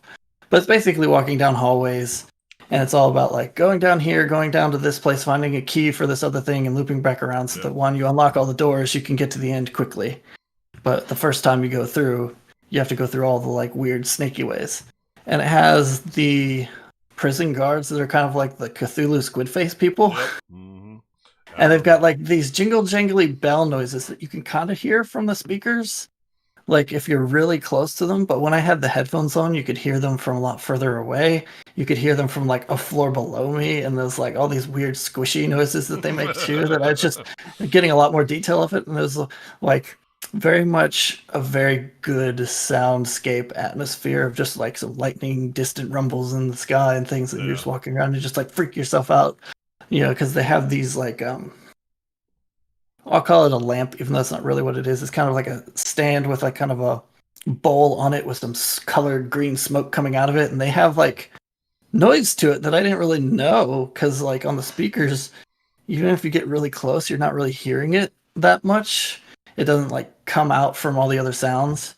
Whereas I guess with headphones, you just like notice it a lot easier because you're like a lot more dialed into it. And so I get right. They make a creepy sound. So I was like, when I was playing with the headphones on that level, I was just like, nope, kill that lamp. Don't want to hear it. But yeah, like Demon Souls Remake is the best looking thing on the PS5. Yeah. That's what like Miles is also really good looking too. Like both of those are like probably the ones that you're like, yeah, these are the showpiece games at launch. Yeah, and I'm guessing that Demon Souls probably is the best looking one since it was made specifically for. It's not like it was a PS4 version and they added some stuff to it. It's a PS5. Like Miles still looks really great and way better than the PS4, and I would say it's almost equal with the Demon Souls look. It's just they're two very different, like things that they're trying to do with the graphics. With like Demon Souls, is a lot more like, hey, it's things falling apart, and just look at all these like things that are overgrown or crumbling and decrepit and gross, or weird fungus on the walls, all that stuff. Where it's like, Miles is just like, hey, it's the city. It's a little different. You don't have any like leaning towers with like some giant demon or anything coming out of it in Miles. Maybe that would have made a different game. Well, yeah, that definitely would have been a different game. So they also do, every once in a while, they do some fun stuff with the haptic feedback. So in the second area of that kind of prison, whatever level, I can't remember the name of it now. Yeah. You have a lot of like walkways with gargoyles and stuff that some are real and some are fake, but you get to this big central tower with like a giant beating heart tentacly thing that you feel in the controller based on which direction you're facing. Whichever side of you it's on, it will change how the rumble works. It's not just a straight rumble like you would have had probably in the original game. So it's like it'll be on the left side of your controller, and then when you move the camera, it switches over kind of to the right, and it does a really good job of like kind of you can feel the direction of where it is just based on how the controller feels in your hand. It's also very creepy. Because I got in there, I was like, oh no, I need to get out of here fast. This is creeping me out. Yeah, I've played 20 hours or so far ish, and I've spent the most time in the first kind of 3 levels. I poked around in the 4th level a little bit, but the enemies were like hard enough that I was like, okay, I'm gonna just die if I keep trying to go here. Let's go back to some of the other ones. That sounds about right. That's the way it was on the PS3 version. It was like, it's been so long in those first couple levels, just walking around. You get lost. There's so many times I got lost and have to try to backtrack, and everything kind of looked the same. So it was like, but that was I don't think you'd have the problem with the PS5 version, probably because not. It is so much more detailed, and like I haven't gotten lost. Also, well, like with me, I'm having the thing of like I know how From Software games work, so I don't have the issues of trying to figure it out. This is the first one I've ever played, and it's way simpler level design because of it being that hub, and you have a section of a level, and then once you beat the boss, then you unlock a new archstone bonfire. It's not Dark Souls is the bonfires, but basically kind of a similar function. So it's not like Dark Souls where you're wandering around and you'll just find like a bonfire in the world. It's very much like proceed through the level. There's some stuff that you can unlock shortcuts and eventually you can get through later quicker if you need to. But the first time you're going kind of like, okay, here's where I need to go. And it's a straight hallway, but they've broken it up to where you have to go off to the side and loop around and then come back in. And then later you can go straight through it, or a few other different ways that they lay stuff out. It's a very linear game.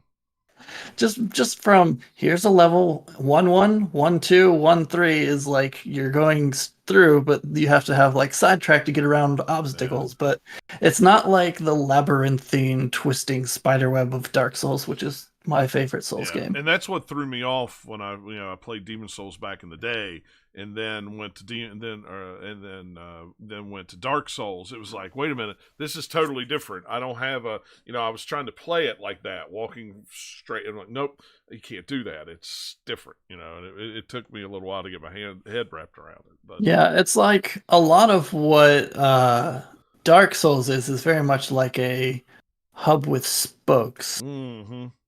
Whereas Demon Souls is kind of like that, except it's more virtualized, whereas like the Nexus is your hub, literally, but you're going off into each zone from a teleport. You're not like trying to wander around. To me, it was like a tree. Yeah. Demon Souls is like a tree, and Dark Souls is like a bicycle wheel where you're in the middle and it branches out. But yeah. And with Demon Souls, it's a lot more segmented too, where you'll play like that first like 1-1 area, you'll beat a boss, and then you're like, okay, the next area has slightly harder enemies.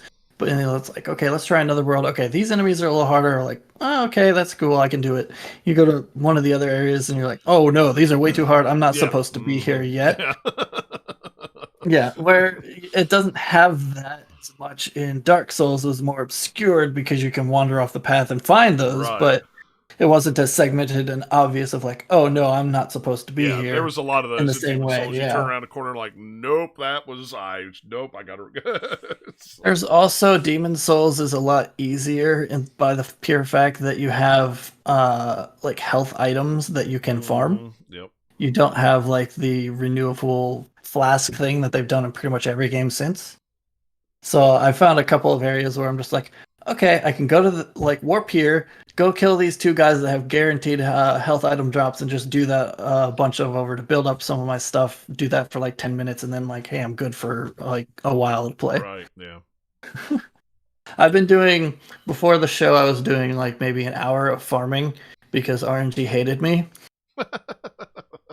Well, for a while, so there's like this one run that takes probably like 10 minutes to do, and it has about 7 enemies on it that have a drop for the shards that I need to upgrade the sword that I'm doing. And I've gotten to the level where I have a +3 version of it and I want to get to +4. Well, +4 requires the chunks that's like the step up version, and they are much rarer drops. So I've got like 50 of the tiny like first level shard things, and I have like 3 of the 4 chunks that I need, and every time I kill it and I see the little glowy thing, I'm like, all right, give me a chunk. It's not a chunk. All right, let's do it again. It's big money, no whammies. Oh. Yeah, it's like, at least it's still like where the level I'm at in the game is. It will get me a decent amount of XP. So after I do it for a while, I can go level up a time or two, and that's still at least making progress or whatever. I'm anxious to get a PlayStation 5 and revisit that game again because it's been a long time since I played it. Even though I still have it on PlayStation 3, I never went back and. So I played it right when I got my PS5 for like the intro and played like the Royal class or something that starts off with the Soul Arrow. And then when I came back this time, I'm like, nope, I'm starting over. I'm going to do more like the classic fluted armor start soldier or whatever. And I'm just going to run through that way.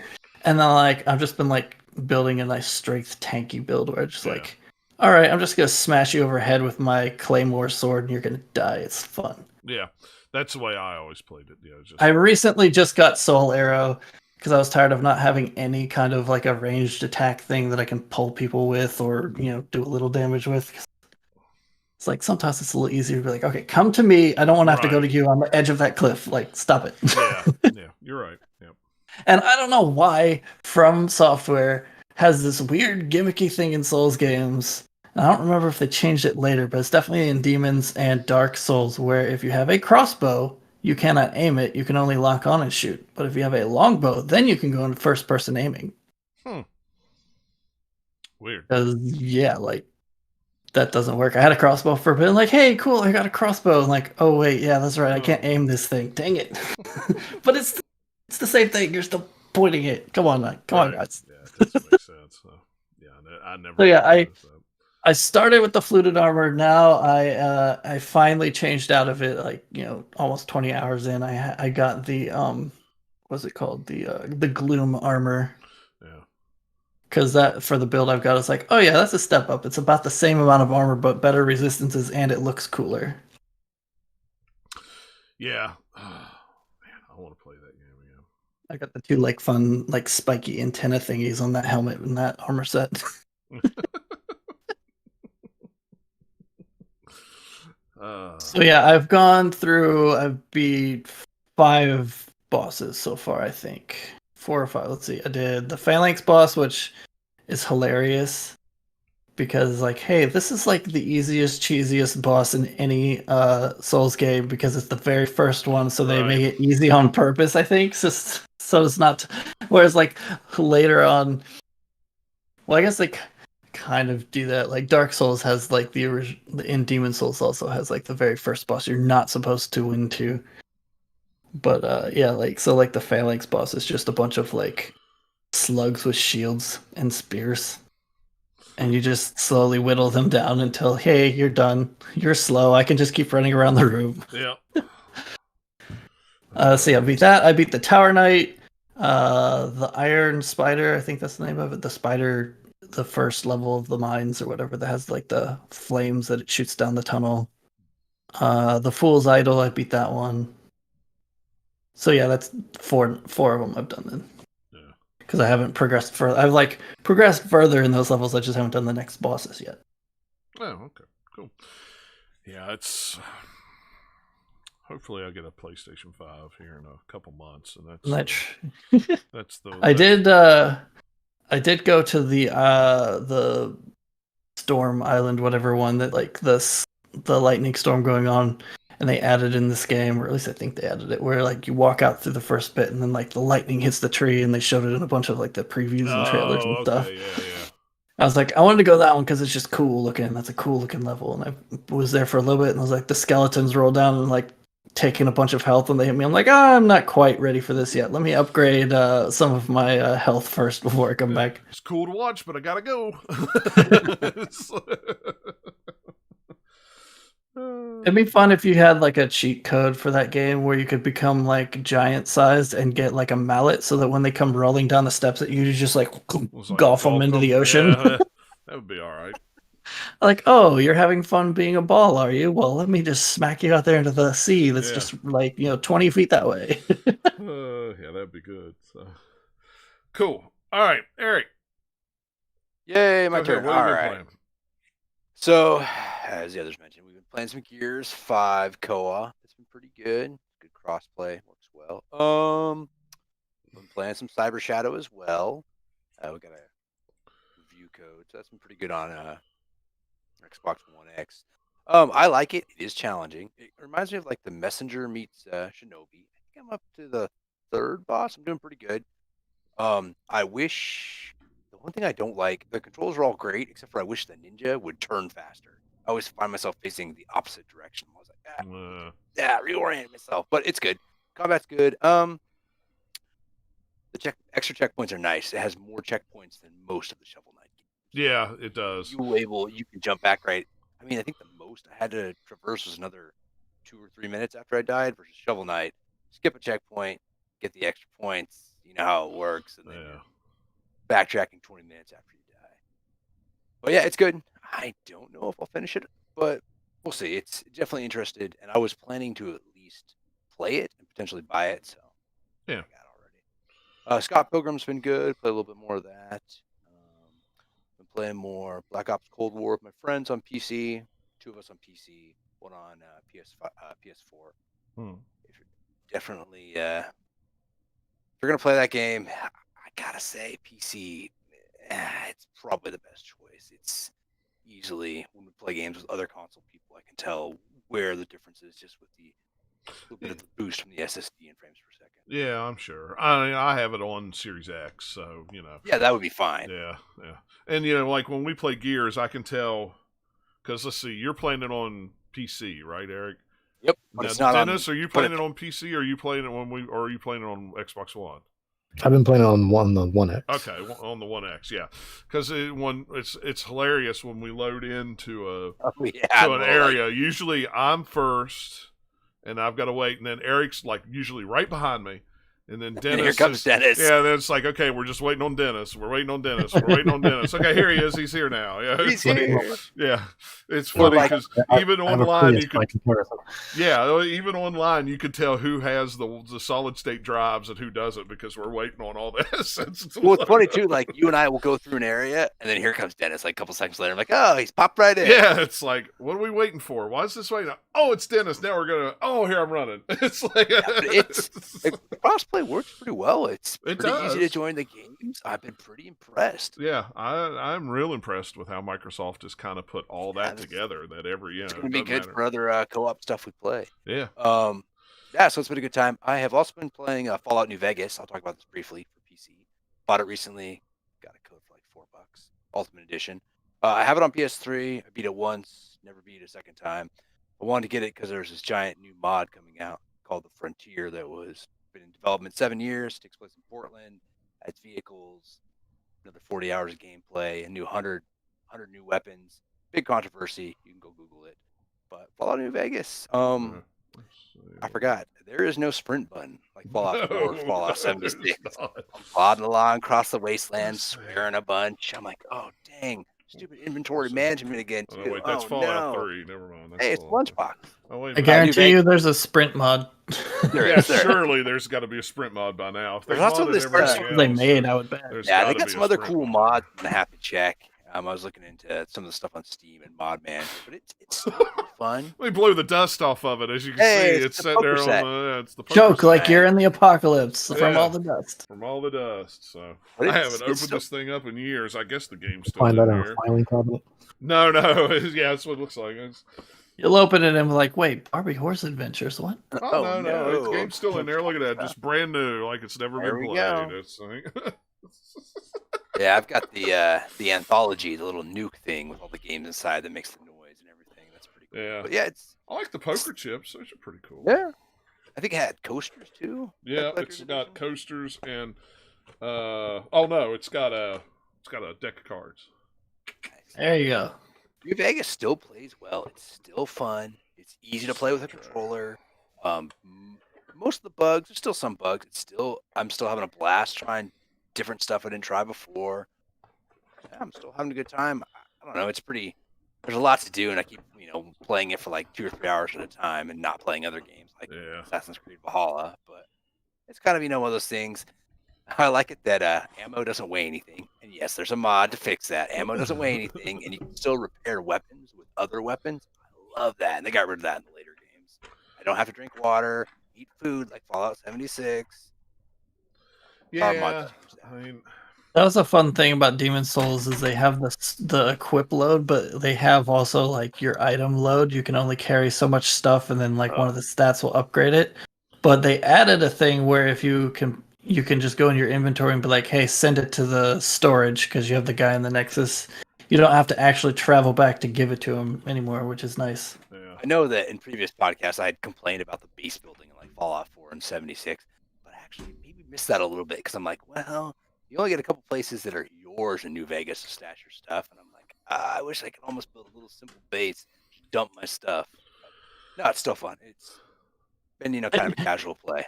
You know what they should do is they should just let you like dig a hole and then like throw your stuff in it. Cover it, mark it. I'll be back for this. Hang out here. That's one of the games that I think I'd like to try. All three of us play after we get Gears. I'd like to play 76 because I have not played 76. I haven't played 76 since the beta.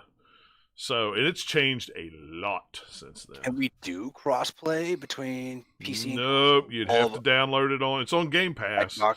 Yeah, but you'd have to download it on Xbox to play it. would my character transfer from I don't think Bethesda Online? I think so. it doesn't. So I have to start all over. I have no idea. I'm guessing no. I'm guessing it doesn't. Yeah, it'd still be fun. I mean, we played it. Me and a buddy played 76 like a month ago, and that was before the last big update. And it was pretty good. They had some NPC quests, and it was I know they've changed a lot on it, so didn't feel like it was completely running on the back of Elder Scrolls Online servers. So that's good. Then we can play it, and I can go, "Hey, I know this place. This is what it's really like." Yeah, that's right. You can go hang out with the Mothman. And be like, I know that. Like, hey, this area looks exactly the same as it does right now. This is the apocalypse. Yeah, so that's just exactly. 76 is good for some co-op multiplayer fun. It's not bad. I mean, it's not great by yourself, but with other people, it's pretty fun. So it's good. I thought that's a cool one. Something that we don't, that's what I was saying. Now we're playing Gears that has a story. We want to finish the story. It'd just be nice to play something kind of sandboxy where we don't have a story. We just kind of drop in and go, well, what do you want to do? Well, we can go over here, or we can go over here. Yeah, that's like with Red Dead Online or something like that. You just kind of drop in and go, let's go over here and do this quest or do that quest. I did so much of that in the original Red Dead Redemption that, I haven't done any of it in Red Dead Redemption 2, but that first one is just like, let's go run all the forts. Let's go just randomly sit over here and see if other people start trying to shoot at us. Yeah. I mean, that's what we're doing. Let's race our horses from this end of the map to the other end of the map just because. Yeah. It's like, I enjoyed playing Gears of War. I enjoyed the story, the co-op, and all that. But after that, I'd like to play something that's not. We're not It's like, okay, well, we're on chapter 2. We got to get to. Chapter 3. It's now. I just want to play something that we just. 76. We could go complete stuff and then move on to something else. Don't have to follow the story. Right. Yeah. That's no big deal. Can you do that with Deep Rock Galactic, or does that have a story? No, I don't think. You just got to do each level. Kind of. Yeah, each level. Yeah. The progression is kind of you can do little planets by yourself, or kind of take them as whatever order you want. Deep Rock is fun. It gets pretty tough with more than a couple people though. The monsters really ramp it up. Yeah, and then you find out you got to have a kind of a balanced team. You can't all be engineers. Yeah, y'all can't be the same thing. I was like, really? We're all gonna be the same class? I'm like, that's a bad idea. Yeah, this is gonna be bad. It's like it's like playing Destiny and everybody being hunters, or everybody. You get into something, you're nobody got the memo. Yeah, nobody got a tank. Nobody's a tank. Now we're in trouble. Run away. Yeah. Everybody back out and somebody be a tank, because we all can't be hunters here. So somebody's gonna have to draw the short straw. Somebody's gonna have to be a Titan. But, yeah. So is that all you've been playing? Yeah, that's it. Okay. Not a whole lot. Yeah. All right. Well, let's get into the news real quick. It's very Microsoft heavy, but that's because Microsoft shook the most trees the past 2 weeks. One shaking was pretty good. The other shaking was not real good. So last week there was rumors starting to circulate that Microsoft was going to raise the price of Xbox Live Gold to $60 for 6 months. Wasn't even rumors; they announced it. Well, no. Yeah, well, at first there was rumors, because all of a sudden the year card went away, and then people started posting pictures of 6 months for $60, and then the next day Microsoft said, yeah, we're changing the price of Xbox Live Gold. It's $1 more a month if you pay by the month. I think it was $4, $5 a month if you do the 3 month, and if you do a 6 month, it's double. So it's $60. So instead of being $60 for the year, it was $120 for a year. And really just trying to push that Game Pass. That's it. You can't raise your prices that much at a time and not expect people to scream at you. No. And people did scream. Even people who doesn't, they had I was one of them. I have Game Pass, so this does not affect me at all. If they raise the price of it, but still. The people that it hurt is the entry-level people. Because the thing about it was is if you set your system to auto-renew, you would be locked in at that $60 a year price, and you would always be it. But if you ever canceled it and came back, then you'd have to be on the new program. And they didn't make that real clear in the way they said it. So the people it was hurting was new customers who were coming in, and clearly they were trying to push them to Game Pass. I mean, that's what they were trying to do. And Microsoft came out and said, We hear you. We're sorry. We're going to take it back to $60 for a year. And they actually also dropped the free to play. They added the free to play option. So before, if you played like Fortnite on Xbox Live, you had to have a gold account. So you had to pay for something they should have done like forever Yeah, ago. it should have been That's done just a way long time been ago. dumb. It's like it's free to play, except you have to pay for the service to play. Yeah, it's just like it's like what they had on 360 also, where like you had to pay even just to watch Netflix. Yeah, you know, at one point, if you wanted to watch Netflix, you had to have Xbox Live Gold. Like anything, if it was online, you needed gold, no matter what it is. And I mean, the Netflix makes even less sense because you're not even using your Xbox services at that point. You're just streaming from Netflix. Right. It was so weird. And and that was what I said online to somebody. It was like, it's not right. This does not affect me, but it affects new customers is who it affects. I said, because if I was a regular customer, all I'd have to do is just put it on, auto renew, and I would still get that $60 a year. And the other thing is a lot of times those cards go on sale. I can't tell you the last time I paid full price for Live or Game Pass. Well, I say that, Live or Game Pass. Now I'm paying full price for Game Pass because I did the all access. But, before that, I'd always catch cards on sale for $30 for 3 months or $25 for 3 months, or find year cards on sale for $40 instead of $60 or something like that. But you always have to, one, you have to be on the lookout for it, and two, you have to do some work to get it. It's not like it's but, or if you just forget about it and then all of a sudden your thing renews. But I mean, I've had Xbox Live for 18 years now, 19 years, I think. However old it is, I've had it 1 year longer because I did the beta. And when you did the beta, it was like, hey, you've been selected to do the beta on the original Xbox. All you have to do is pay for a year of Xbox Live. Okay. And I've always paid for a year of Xbox Live ever since, but, there were so many other ways, and it was so tone deaf to everything that Microsoft has been saying the past year. We're going to be gamer friendly. We want to get everybody involved. We want to make it easy for people to play. And, you hear Phil Spencer out in front going, we're doing this, we're doing that, we're making this easy, we're making that easy. And then all of a sudden, oh, by the way, we're going to double the price of Xbox Live Gold. And you're kind of like, what? That was really weird because they've done a really good job these last couple of years, or really since Phil came in, just really making sure the message is right, really making sure things are as accessible as possible. And then all of a sudden, and they've basically done everything that they've promised, and then like this happens, and it's just like, hold on, that seems wait a minute. That doesn't seem right. I think it was one of those things where it's like they had such like a good thing going, they're just like really quickly, just do this, let's just see what happens, and then it just backfired immediately. That or like Sony somehow snuck a mole in there and just be like type out a press release. And it makes you wonder if it was pressure from where it came from. Because like I said, it's not the message of Phil Spencer.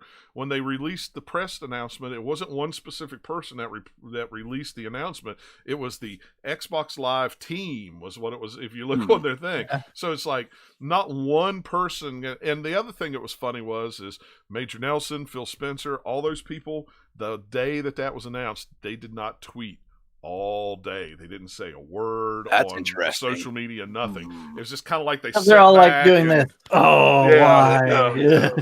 Yeah, it was so strange. And it would have okay, I could see them doing a price hike to be like, okay, next gen games are going to be 70 or something, so let's make Xbox Live 70 instead of 60 for 12 months. But this was like way, that's a huge hike. No matter what service you have, you cannot hike it by double at a time. Eventually maybe work yourself up there as a goal because we want to keep getting more money, but you can't just do it all at once, because then it's like everybody notices and pays attention. If you do it a little bit at a time, and then eventually you'll be like, wait, didn't this cost a whole lot less 2 years ago? But no, all at once everyone's gonna see and be like, what? No, don't do that, please. It was really weird. But the other thing that I found strange was I did a lot of, I'm going to read comments on Twitter, which I usually don't do. No, which I usually don't do. And the reason that I did it was I wanted to know what people were thinking, even though I knew, not what they were thinking, but I just wanted to kind of judge what other people were saying. There are a lot of gamers out there that do not like Game Pass, and they don't want Game Pass. There were so many of them. It's like, I don't want Game Pass. Don't force me to buy Game Pass. I just want to play I just want to pay for Xbox Live. I don't want Game Pass. I don't want it. I don't want it. That makes sense. That's not surprising at all. Yeah.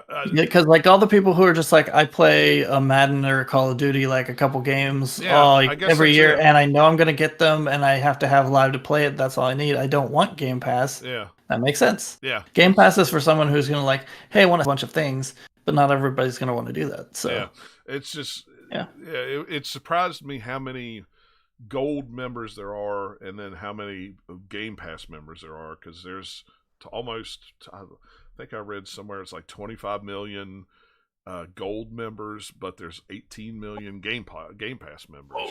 It's like me who has neither, and I use my Xbox as a Blu-ray player. Yeah. I tell you though, I love Game Pass just because I like to be able to play those games and not have to, there's some of them that I play that I want to buy, and I'll play them and then I'll buy them. But, there's a lot of them that I just want to play that I don't really care if I own a copy of it or not. So Yeah. I always think about it. It lets me play games that I like kind of on the fence about. Like, I was like, well, it might be interesting. I played it. I'm like, oh, that's cool. I'll buy it. So, yeah. Me, I already have enough subscription services and a boatload of games that I've gotten from Humble Bundles, free games on the Epic Game Store, just like PC stuff out the wazoo that I've gotten for free or dirt cheap over the years. That there's plenty of that stuff in there that I could dig into if I wanted to. I don't need another giant pool of games that I'm not going to get to any of them. Yeah. Microsoft did their earnings profits for the quarter. Revenue was up 40 or 51%. The company as a whole posted $43.1 billion in revenue. Hey, we released a new console bump. Yep. Yeah, that was console sales were up like 86%, I think, which is good considering how many people wanted a Series X or S and couldn't get one, to still have, a large number. But that was one of the things on the call that they said that they were aware of, the problems with getting the system out, and they had intended to have more systems available, but because they waited so long on AMD to get that final little bit of stuff in for the RD2 or whatever it was, I don't even remember. RDNA2 chips that are in chips, both consoles are based on that architecture. Yeah. The one thing was Microsoft shared that their revenue increased 17%, and they made $15 billion in profit in that quarter. So you remember when we talked about Bethesda, them buying Bethesda, and I said they had like $13 million in petty cash in the bank. Well, now in a quarter, they've got another $15 billion on top of that. So people, they're just like, all right, we've already, recouped that cost. Yeah, two times in a quarter, Even done anything with Bethesda. Yeah, I mean, it's just, and that's what blows my mind. Two times they've got the Bethesdas in a quarter of profit. Just Xbox. That's not even crazy. The rest of Microsoft that they have all the revenue from too. So yeah, they're doing all right. Yeah, they're doing fine. And if somebody says, if I see one more post on there going, well, Microsoft bought Bethesda, and they're going to make those games third party because they've got to be making money. No, they do not, brother. If they made $15 billion in cash in a quarter, do you think that they don't need it? Any new games are going to be exclusive. The big franchise of like Elder Scrolls or Fallout, if they put out one of those, they might think about it just to be friendly, but there's nothing that says they have to. They can make those exclusive too. They'll be on like PC and Xbox, and that's it. It would not surprise me if all of them just... Honestly, like the new Elder Scrolls game is so far out that like it's... Why would it be multi-platform at that point? Right. Like, it's not close at all. Revenue from games is up 51%, and Xbox content and service revenue was up 40%.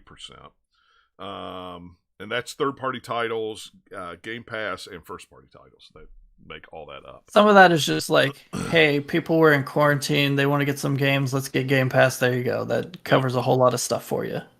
Yeah. And I tell you what, though, for people thinking that Microsoft isn't making any money, and Microsoft is making buku loads of money, and they're doing See, fine. that's why this is working out well, because like all three big console people are making plenty of money to stay afloat and do their thing and do cool stuff on their platforms. It's that's a good way to look at it. Yeah. If you've got any one of the three, you're gonna have some cool games for it. If you've got multiple ones, then that just expands the pool of stuff you can play. But but yeah, it's it blows my mind, to think that they made $15 billion in a quarter. Giant corporations Gotta be make doing giant something, money. right? Yeah. I mean, it's just wow. When those numbers came out, I was just like, holy crap. It's no wonder that everybody's saying that Microsoft is going to make another big acquisition for a publisher, a game developer. It's no wonder they got the money to spend. I mean, at this point, when are you they going to buy factor Activision? in just stuff like Gold and Game Pass, like they have some cost associated to it, but that's a lot of profit just coming in. Like the percentage that they make on that is way higher than any like game copies they sell like in a store or something. So. And that's how it's been for like ever since they've had Xbox Live anyway. That's where they get a lot of their money from, because it's just kind of like just straight into their pockets without hardly, there's some overhead to keep the network going, but for the most part, it's like, yeah, here you go, just give us money. Yeah, I mean, once they got the servers up and got everything going, it's all they're paying for is maintenance at this point, which isn't much. I mean, well, I say it's not. It's more than you might think. It's more than we think. And still, even on the grand scheme of things, like it is not much out of that giant pile of money that we get from people paying for the service. And that's what I mean. It's a large amount of money, but it's not when you're talking billions. Nah, it's probably not. But yeah, I mean, they probably spend many millions on making sure that Xbox Live still works as it's supposed to, but then they have all the billions on top of that. It's like us paying $20 a month to get this thing to them. It's nothing. It's nothing for them. But I really feel they're going to get to a point with Game Pass and the publishers that the developers they have in their stable, and if they buy another big one, it's like they're going to get to the point where they're going to be able to have new content every month or two for years. So what games. Like Xbox this time around is looking to be kind of how PS4 turned out, where it started slow but then started rolling out a whole bunch of like games and reasons to have that box. I think that the Series X is going to be kind of like that. Yeah. Where we're starting a little slow, there's some stuff, but then like here's the game and then here's the game, and then like 2, 3, 4 years in, it's gonna be like, oh wow, look at all this stuff that's just on the Xbox. It's awesome. I hope so.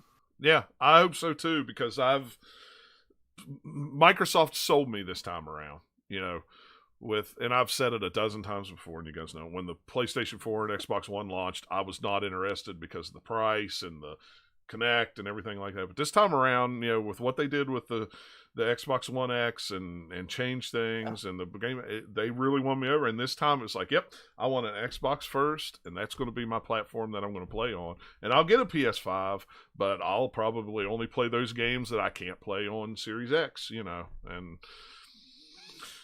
Whereas me with like the Series X is like, it's a really cool box, but there's nothing on it that I need to play right now. So I'm like, I get it, right? Because I have a PC, I can play some of the other things that I might have otherwise played on the Xbox. Well, I'll just wait until some of these studios that Microsoft has got put out all their games and be like, oh, I want that. Then maybe I'll consider getting an Xbox. Yeah, well, and the thing about it is most of those will be on PC. They'll all be on PC too. So it's like, and I even have a PC now that can run all that crap, and I still I just want an X. Just sit on the couch, and even though I could do that with a PC, I don't know. I've just always been a console guy.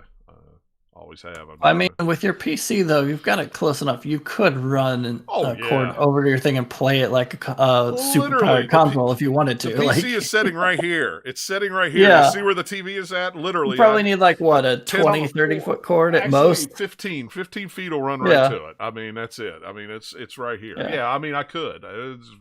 I just choose not to. Well, I mean, especially for like Series X, the performance for the stuff now is good enough that you wouldn't need to go through the hassle of doing that. But maybe further on, like, oh, maybe the PC still runs it better. Who knows? Yeah, it's like whatever.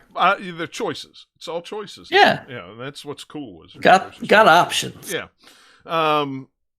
AMD expects PS5 and Xbox and PC chip shortages through the first half of 2021. So, like everybody's been saying, probably be the summer before, spring, summer before these will be readily available. I mean, really, this headline should just be like, hardware tech in general is going to be at least the first half, probably all of 2021, depending on what it is. I've seen some other things that like tech related. Like, it's just going to be pretty much all of 2021. It's going to be shortages. Yeah. All right. You put this Biomutant story in here, Nathaniel, so you tell me about it, because I'm going to watch the video because I vaguely remember it. Yeah, so there's this game called Biomutant that was announced like 2017, maybe? Somewhere in there, and it was supposed to be out in like maybe 2019 originally. They never had like a solid date for it. And it kind of just disappeared for a long time, and people were wondering, like, hey, does this game still exist? And then the developer earlier this year, I think, or maybe late last year, was all like, yeah, no, we're still working on it. And then recently they actually put out like, hey, we have a release date now. It's coming out May 25th. So what I didn't realize is that how small the developer actually is, because it looks like all the preview stuff, like videos and trailers they put out for it, look cool, and it's like looks like a fairly big game. It's like an open world game. You play as like a animal thing, but you can change it up and look a lot different than all the stuff they have in like the trailers because of like some sort of customization systems and different loadouts and all sorts of stuff. Well, now that I'm watching the live play here on the IGN site from 2018. I don't remember seeing this game. It's not what I thought. Oh man, I remember seeing it at like, it was like an E3 or a PAX or something, wherever they revealed it, and I was like, ooh, that's cool and kind of different looking. I hope that turns out well. And then it's just kind of disappeared for a while, like for a couple of years. And the reason is the developer is only 20 people, which I had no idea like from before. And so they've been quietly, trucking along, squashing bugs, making sure it all works, and doing it at a good pace because they're only 20 people. They can't just, like try and crunch through like some giant studios would force their people to do. Wow. Otherwise, the studio would not exist because it's 20 people. And it's a THQ Nordic game too. Wow. Well, yeah, they're like publishing it. They're publishing it. Wow. Okay. I forget the name of the developer themselves, but I can tell you here because I'm saying. Yeah, like it would look like a really good game for even like a larger studio from what they've shown off of it, so far. But let alone like 20 people making it. Oh, that's all ex-Avalanche Studio people. That's cool. Yeah, like I don't know if all of them are, but a lot of them, are. Experiment 101. It says this is the name of the Yeah, it looks. If I remember right, it's gonna have like a lot of emphasis on kind of like combat in the open world and like different. It's It's kind of Monster Hunter-ish, sorta. Kind of with the big. I don't know if that's how it's structured, but yeah, like there's different things like in there. Yeah, like so I don't know. They haven't really shown a ton of it recently as far as what the overall game is. All the stuff that they'd shown before that I'd seen anyway was like a lot smaller, focused of like here's some systems of like how your character fights and some different mechanics, and we'll fight some small things and show a small like demo level. That's about all I've seen of it. But it was cool enough. It's like it's different than any other kind of open world type game that we've seen from any of the big guys. So I was like, hey, it's unique, it's different. I like kind of like the vibe that they're going for, and I hope it turns out well. So I've had it on my Steam wish list for forever because they listed it because it was supposed to be out in 2019 or something. Right. Never actually got a date, so it's just been sitting there. It has a store page. Now it has a release date. May 25th, 2001. I had mentioned this before the show started, but PAX East, the last convention I went to last year, there was a playable demo. So that's good. There's a release date. Xbox One, PS4, and Windows. It looks like. I don't remember if they said they're going to actually try and make next gen versions after that, but they said that's why for now those is because that's what they kind of developed on, and then they can scale it up later. The collector's Again, edition. 20 people can only do so much. Right. The collector's edition looks really cool. There's like 2 different ones. You know what? I have gotten emails on this from terminal.io, where we get a lot of our review codes from. Should just, I'm going to add it to my watch list. There we go. Someone will wanna.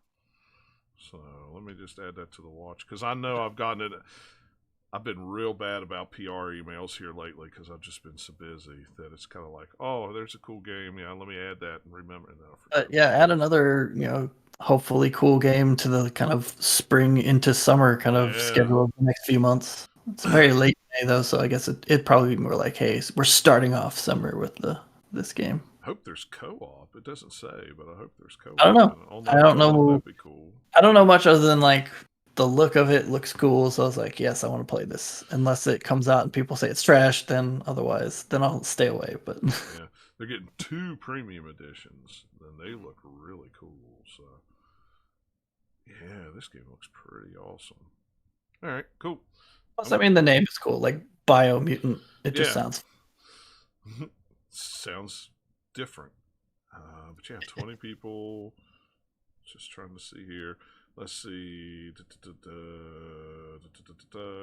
Yeah, it doesn't say anything about, since it's on last gen, but it says there could be a Series S or XS and PS5. But I'm gonna bet that'll be like, they'll look into it. Like if it does well enough, then they'll be able to keep developing and do like an upgrade. I hope at least it.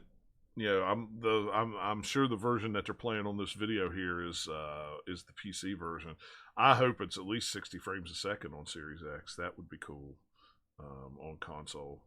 Yeah, I mean, if they coded it right, I don't see why it wouldn't play the backwards compatible version. It is totally smooth on this on this video. I mean, it is smooth. Oh man, that's why that's part of why I like playing on PC is you can get those frame rates for the most part. Whereas like with PS4 and stuff from last generation of consoles, it was like, hey, we're targeting 30. Yeah. So hopefully we stay at 60 here on this generation of consoles and don't kind of backslide, because man, Demon's Souls at 60 frames is nice, and like need to just keep like sending vibes into the air. Please upgrade Bloodborne to 60 FPS. We all want to play it at 60 FPS. I can't imagine them not. We know it can do it, and it's in the stupid like collection of hits. Just you know it's going to be in front of enough people that it's worth doing the patch. Just unlock that frame rate. Let us just do it. Yeah, I can't imagine them. I can't imagine them not. I just can't.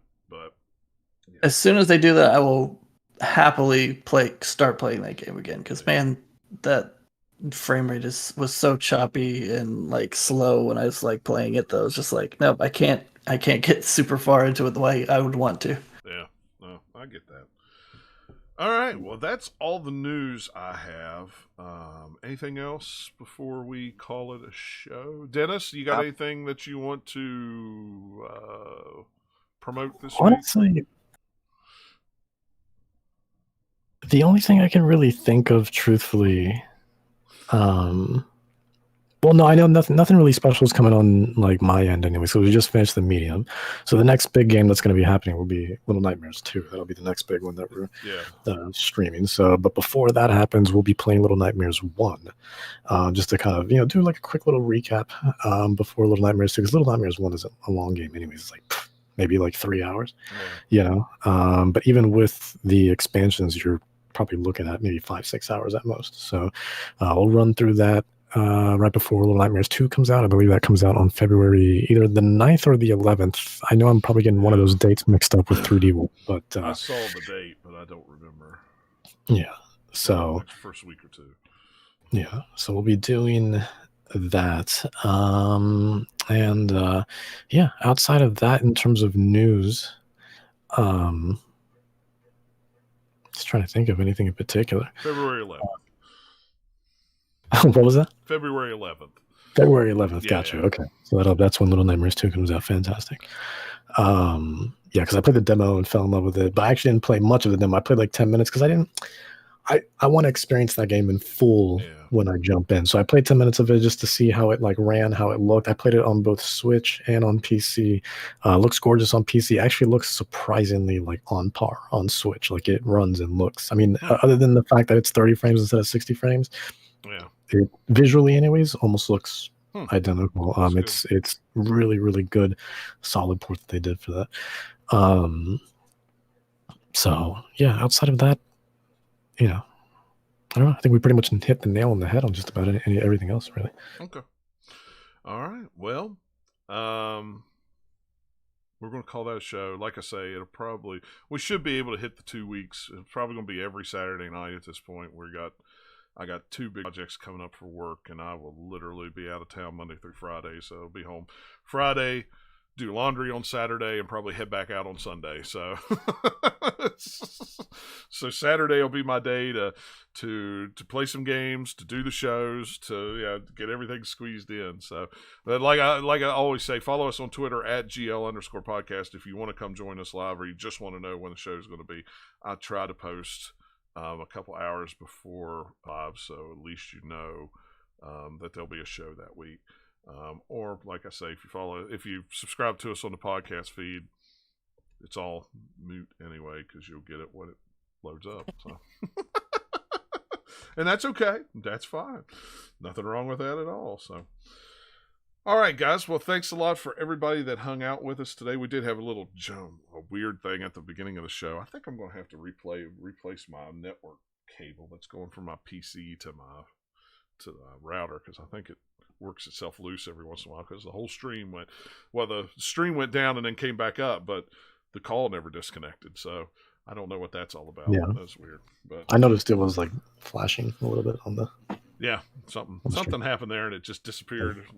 Because I got the email from Restream going, "Hey, your stream was 35 minutes. Congratulations. Here's your stats." I'm like, "Wait a minute. It says it's wait a second. We're not done with this one. Yeah, so weird, but I don't know. Every once in a while, it just takes a little poop. I don't know why it does, but it is what it is. But I got invited to Amazon Luna as well. So probably the next time you do this, I'll have thoughts on that. I got invited to that. I bought the controller. How is it? Because I might buy it too. It's one of the best controllers that I've played with. I mean, it's awesome. Really? It has a good weight to it. It reminds me a lot of the Switch Pro controller. Okay, and the way it's built. What's cool is it has Bluetooth, so you could use it on anything that it will, accept it, of course. But it also connects directly to. It's like the Stadia controller. It connects directly to the server. So when you're playing the game, the controller is connected to the server, so you don't have that lag. Now, I will say, what little bit I've been able to play with it, you're going to want something hardwired. So if you're playing like on a Fire Stick or a Fire TV, you definitely want to be sure it's hardwired. It's a little better on mobile, but if you can hardwire, if you want to play it on your TV and you got a Fire TV, you want to hardwire that sucker in and get the better connection. Because even with Metro, I was getting a little bit of delay, but like on playing on my phone, I got no delay. And if I hardwired it into an older, that's the thing about Luna. I can use my really super old Fire TV because it doesn't need any hardware. It just needs to download the app, so it works like a charm on there. But yeah, that controller is really good. The vibrator motor is really good in it. There's a good weight to it. The buttons feel great. Right. The color's cool because it's black and purple. See, I love those colors too. Like that combination is fantastic. Yeah, I mean, look at my chair. I noticed that. Yeah, I mean, it's actually a really good controller. I was very surprised. And what's cool is you could change it on the fly to play. Like you hold down, you hold down one of the buttons, and it's maybe the start button and back on the stick, and it'll change on the D-pad, and it'll change to Bluetooth, so you can use it on anything. And then, it's weird. It's a fantastic. It's $50. It's like I can always use another Bluetooth controller on something, and for $50, what the crap? If I don't keep Luna for right now for $6 a month, I'll keep it, play with it, tinker around with it. Well, $50 is also like an introductory price for us too. I think it'll be what, 70 or 80 when it officially they haven't said officially what it would be. But I just like, what, for $50 I'll go ahead and buy it. Why not? And see how it works. Me and my controllers too. It's a great controller. I was very surprised how good it was and how good it felt. I haven't tried it like on Switch or the PC or anything, but for a regular. So what you're saying is Amazon finally did something gaming related, right? Yeah. I mean, for what little, as opposed to like the games that they've tried to do so far Yeah. that have not worked. Yeah, I mean, for what little bit I have played with it, because I just haven't had the time to play with it, it works good. My goal is I want to get one of the new iPhones with the 5G, and when I'm on the road, internet in hotels are terrible. But 5G's, most of the places that I work at have 5G service, so it's like, okay, I want to get this phone and then go on the road and try Luna on the 5G cellular and see how well it really works. So